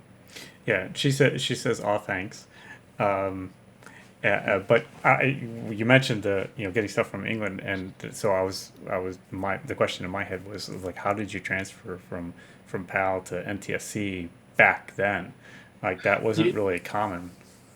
You had to take it to a studio, a production studio, who had a PAL phase alternating alternating linear player. Wow. The number of lines that go across the screen. I think one is 675, one is 525. Different. You had to get it converted that way. That's how you had to do it. You had to pay somebody a lot of money to do that. So I had a budget. So if I got to pay somebody $75 or $100 for 5 minutes worth of video, I would do it. But that's how we did it. The question was getting a hold of it, having sent over by customs and doing that. And it was easy to get stuff this way. It was hard to send stuff the other way because the customs people were like, a videotape, what is this? Let's look at it and see what it is. And because they banned a lot of movies that were American, horror movies, and for violence and stuff like that, and music videos they were kind of concerned with too. But I was able to get my hands on a number of videos that way. That's how I built up our library. Wow. Yeah, I was just curious about, because one of the reasons I stopped going to Medusa's in '89 was because I joined the military and got stationed overseas. Yeah. So, and I remember, just how hard it was to, with the PAL and NTSC and all that. But videos was one of the things that, because there was a European in 120 Minutes, what was run by Paul King of the band. What was it called? It was called 120 Minutes Europe or something like that. Okay. Yeah. And Paul King was the main VJ, and he was in the lead from the band King. And so Love and Pride? Yes. Okay. So whenever he went on vacation, the fill-in DJs would always play that because he hated it. It's like he would never play it when he was VJing. So it was funny. But there, anytime in particular a Thrill Kill Cult video would come on, that would be like I would like cling to that because there's Chicago. So that was my connection. From Germany to Chicago, and then later on, a few years later, we just saw, Die Warsaw, Die Warsaw Symphony. I saw them at Limelight when it was Limelight, and later on finding their first album in a record store in Germany was one of those, connections. Did you ever see the video for Welcome to America? Yeah, I believe I have. Yeah. Yeah, it's got a lot of kids from Medusas in it. Okay. It's a lot of face shots of like kids from Medusas in it. All right, I have to go back and look at that because that's one that's not often played. Yeah, it's not often played. Yeah. But it's one of the earlier videos that they made. It's really good. Yeah, it's a good video. It's one I recommend. There's videos that go back to the day that people don't play anymore, like Stations, Fear and Fascination, which is an art film made by Dion. What's his name? Dion, I forget his last name, escaping me right now. He was with Columbia College. It's a great black and white video, a little short film, something to a song that is a great song. And Stations played a couple Halloweens at Medusa's, and George Black, the female lead singer, George Black, made great art and just disappeared. But videos like that were hard to come by, but we were able to get our hands on it and stuff like that. Dalby Bettina says Labriola. Yeah, Dion Labriola. Thank you. Yes, okay. Dion Labriola. He was a creative director and a videographer for that song. And Stations was a local band with two people, and they made a great video. I urge you to go look at it. It's really, really cool. Really, really cool video. So that's another request for Lisa to play tonight. Yeah, Stations, Fear and Fascination. Yeah. So she's not up yet, but that's where we're going to go when we wrap up here. We're going to raid Lisa. But I'll chime in a little bit more, about Lisa is that when it comes to she knows exactly like what to play. Like I used to make requests, and now it's just like I'll send in my PayPal and say, you know what I like, and she'll just like pick the right things. I go with the flow because Yeah. she's going to play what I want to hear anyway. Yeah, exactly. So it's like I don't need to make a request. Just Her and Jeff Moyer, I don't Yeah. need to make a request. And support them is Yeah. great, but they go with they have a great sense of programming. yeah, yep. So we have a couple of new people here in chat. Lou Sasso, welcome. Skies Troubler, welcome. And Lisa's back. Yeah, we're getting near the end of what is 2 hour live conversation with Leroy from Medusa's, talking a lot of history of just one of the, and it was a short period. It was what, 10 years, 9 years. 9 years. Yeah, 9 years. but such an enormous impact in those 9 years. On the lucky few of us that got to experience it. I would ask you a question. Yeah. How would you describe Medusa's in a couple of sentences to people who never experienced the club? What would you say would be, how would you describe the place, the experience? Yeah. I'm at a loss for words to say. Yeah. And I don't want to sound smug, but you kind of had to be there to really understand what it was about. Yeah, I mean, I think when I describe it, I just kind of describe it as best I can, which is just, it was this 3-story club that had a little bit of everything for everyone. The great music to dance to on one floor, great videos on the 3rd floor, and then all kinds of things in between. And you take it from there. You let your imagination kind of fill it in. Yeah, that's pretty much what I would have to say is the best way to describe the place. Yeah. I mean, because you can't really. It's hard to describe. One, because it does change every 5-6 weeks. In terms of how it looked, and it was such a combination of different things. Different genres, different people. Where it was it kind of lived up to the ideal of a melting pot. Or like when I was going to school, they got rid of the idea of melting pot and said we were a salad, a tossed salad, right? Rather than everybody becoming monotonous. We all like have our little different flavors and accents and all that kind of stuff. So it was kind of like that. It was a small slice of. And I would say particularly like non-mainstream America. Yeah.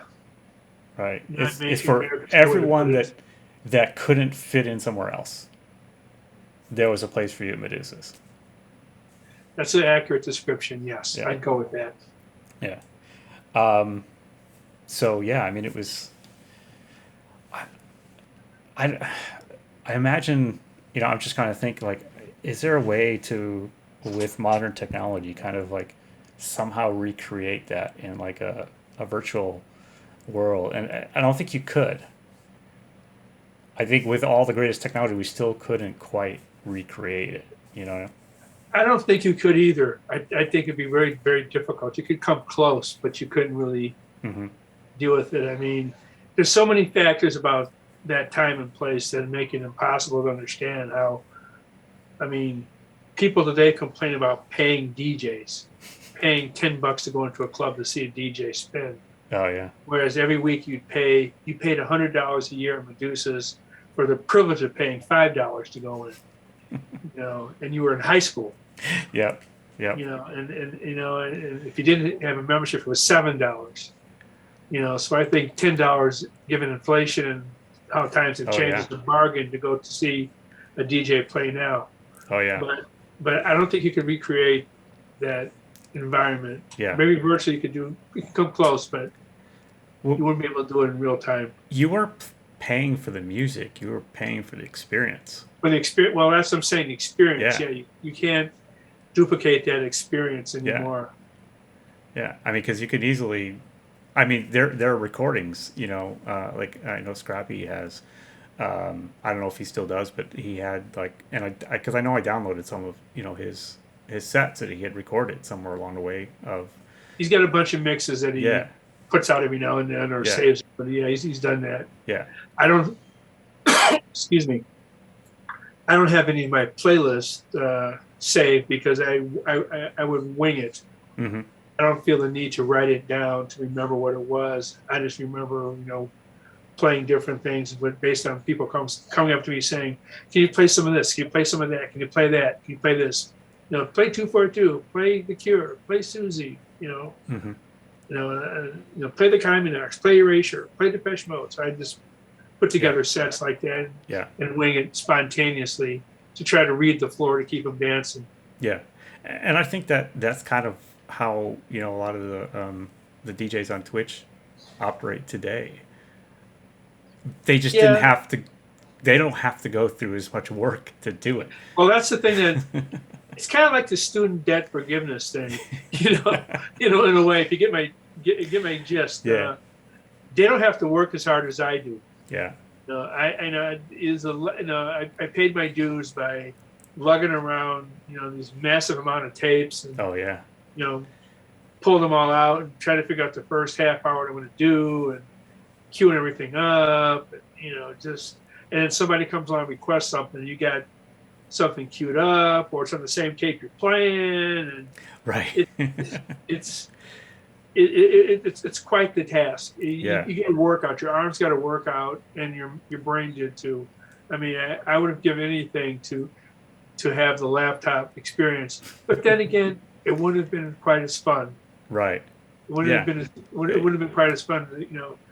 Racing around doing it. I always happen to have an assistant help me. Pulled March '87, pulled September '89. Right. That kind of stuff. And who would even think about looking for it by month and year? Right. Well, I had a Rolodex with everybody's band and list of all the videos of what month the songs were on, so I could look up real quick and do that. And had to have that maintained every month. Yeah. And we were talking about this, I think, before we went live here, but most of what you had was from Rock America. Rock America, yeah. And how many videos were in a month? They're about an hour's worth of music a month, about 60 minutes, maybe 68 minutes a month. And they would charge you $80 a month for a tape, which you think about it is not a lot, but it wasn't cheap back in those days. It was a lot. And then I have 13 bankers boxes full of Rock America videos. Wow. I've got 3 boxes full of Telegenics videos. Then I've got maybe another 13 boxes of stuff that's individuals that was sent to me.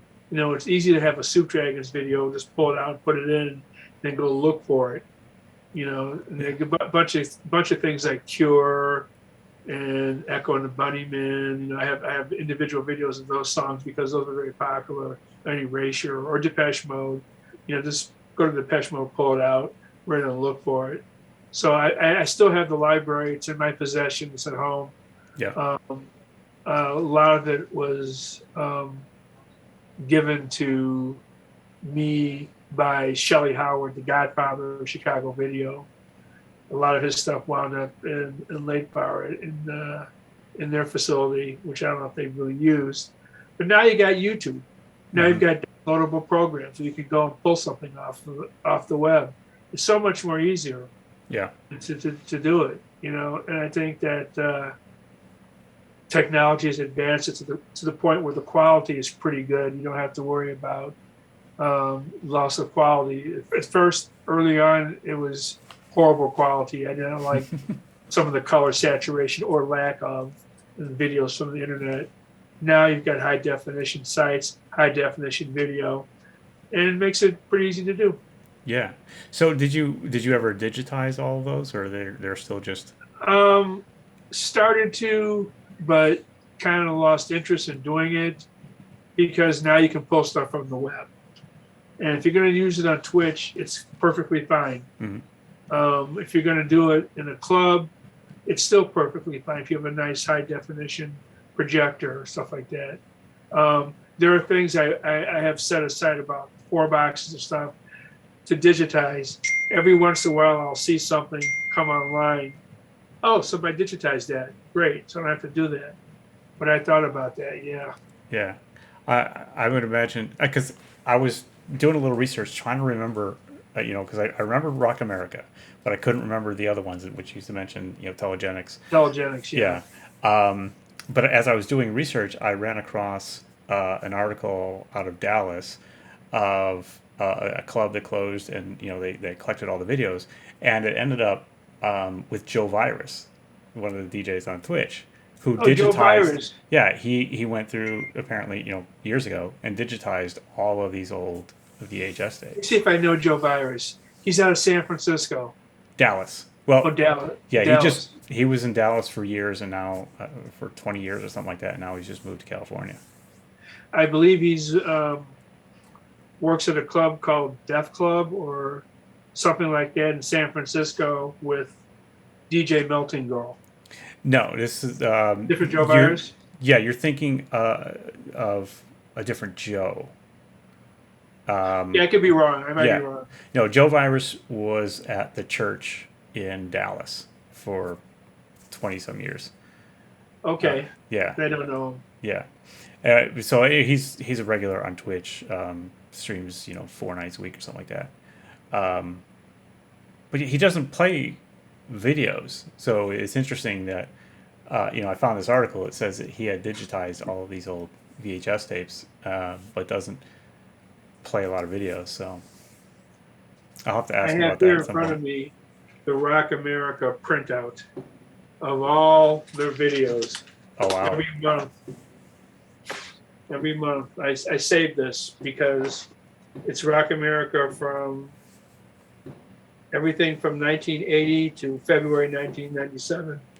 Wow. For example, December 98 or December 88, Sinead O'Connor, Jump in the River, Sugar Cubes, Motor Crash, Sonic Youth, Teenage Riot, Love and Rockets, Dogging of a Day Gone By, etc. So Yeah. I know exactly where they are. Yeah. But that's a big pain to pull that out and look it up. At least I that- have a record of everything, so I know what was on Yeah, it. that's something that definitely got to be digitized. Just to Yeah. see that. Because now when we briefly showed that, I remember seeing those. A few times I got to go in the video room there. So yeah, that would be interesting to see at some point.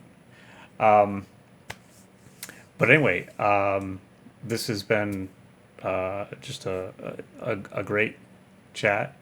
Been my pleasure. I've enjoyed it too. Yeah. So I'm greatly appreciative of you spending some time talking to us about Medusas. We're definitely look forward, and plenty of people are willing to help in whatever you need to put together the Medusas. I'm glad to hear that Yeah. because I'm going to need some help to pull this off. Yeah. I just want to make sure it's worthy of the name. All you gotta do is ask, because that it influenced so many people that I think people. I would challenge that there would be people willing to pay you to let them be a part. Well, that'd be a switch. That'd be a switch. There you go. You try that out. See, you never know. But they're definitely people will certainly will help. So,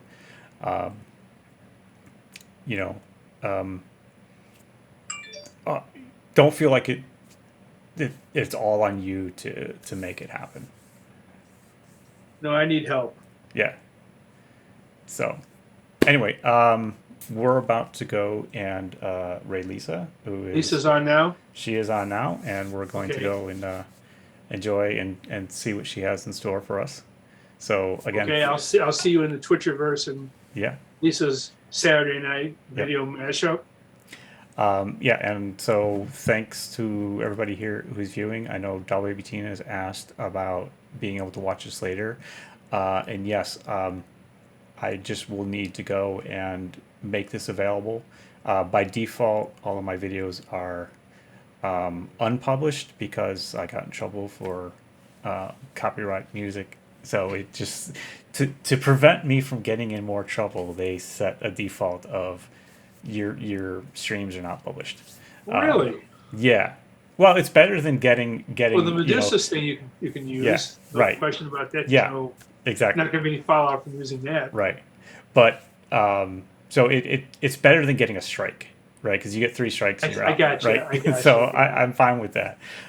So any of my my interview or my talk, because I do on Mondays I talk business, and then I do these, and then on Sundays I do an industrial show where I try to play experimental stuff, early stuff, things that you do not hear elsewhere.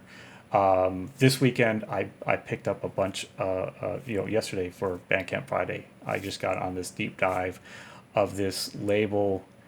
I can't remember the name of it, but it's out of East Africa, and there's just some incredible stuff coming out of there. It's like this.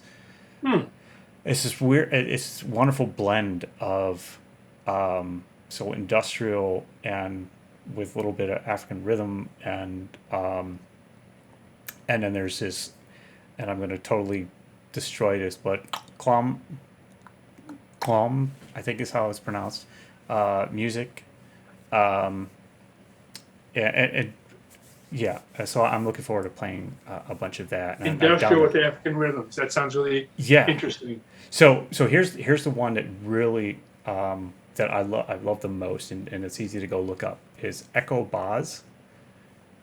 Echo Baz? Yeah. So Echo is ECKO, and then Baz BAZZ, and the song Nightmare. And there's a video for it. It's great. It's a great example of a lot of stuff that you can find. And so I was downloading a bunch of videos, and so I was using the 4K download or whatever you call it, and they're like, you seem to be downloading a whole lot of stuff from this site. Do you want to download it all? I'm like, I said no initially, and then I was like 10 more videos later, I'm like, I'm all right, fine, I'll just download the whole site. So I got to go through, and yeah, there's a lot of cool stuff coming out. So I bought a bunch through Bandcamp Friday, and in fact here, and I'll give free prop. There's a show coming up. There's a band called Duma out of East Africa that is actually playing at the Empty Bottle on Halloween. And I'm really, so it's 2 guys, and they've got a couple of videos, and it's like a very kind of a little bit trippy, dark, industrial. It's hard to explain. I'll have to check these out. You got me intrigued now. Yeah. So that's kind of like, that's my latest thing that I'm on right now is just discovering, this music that's it's unique, right? It's a new twist on stuff, and it's anyway. I can't do it service. Go and watch it. Doll Baby Tina posted a link to the Echo Baz video in chat, and but yeah, you got it written down. Check it out later. I'll probably play some on my set tomorrow between 7 and 9 Central. Since I got all these videos, I'm going to play a bunch of them. So tune in tomorrow for that. Okay. All right. Other than that, let me go ahead and start this raid. Oops.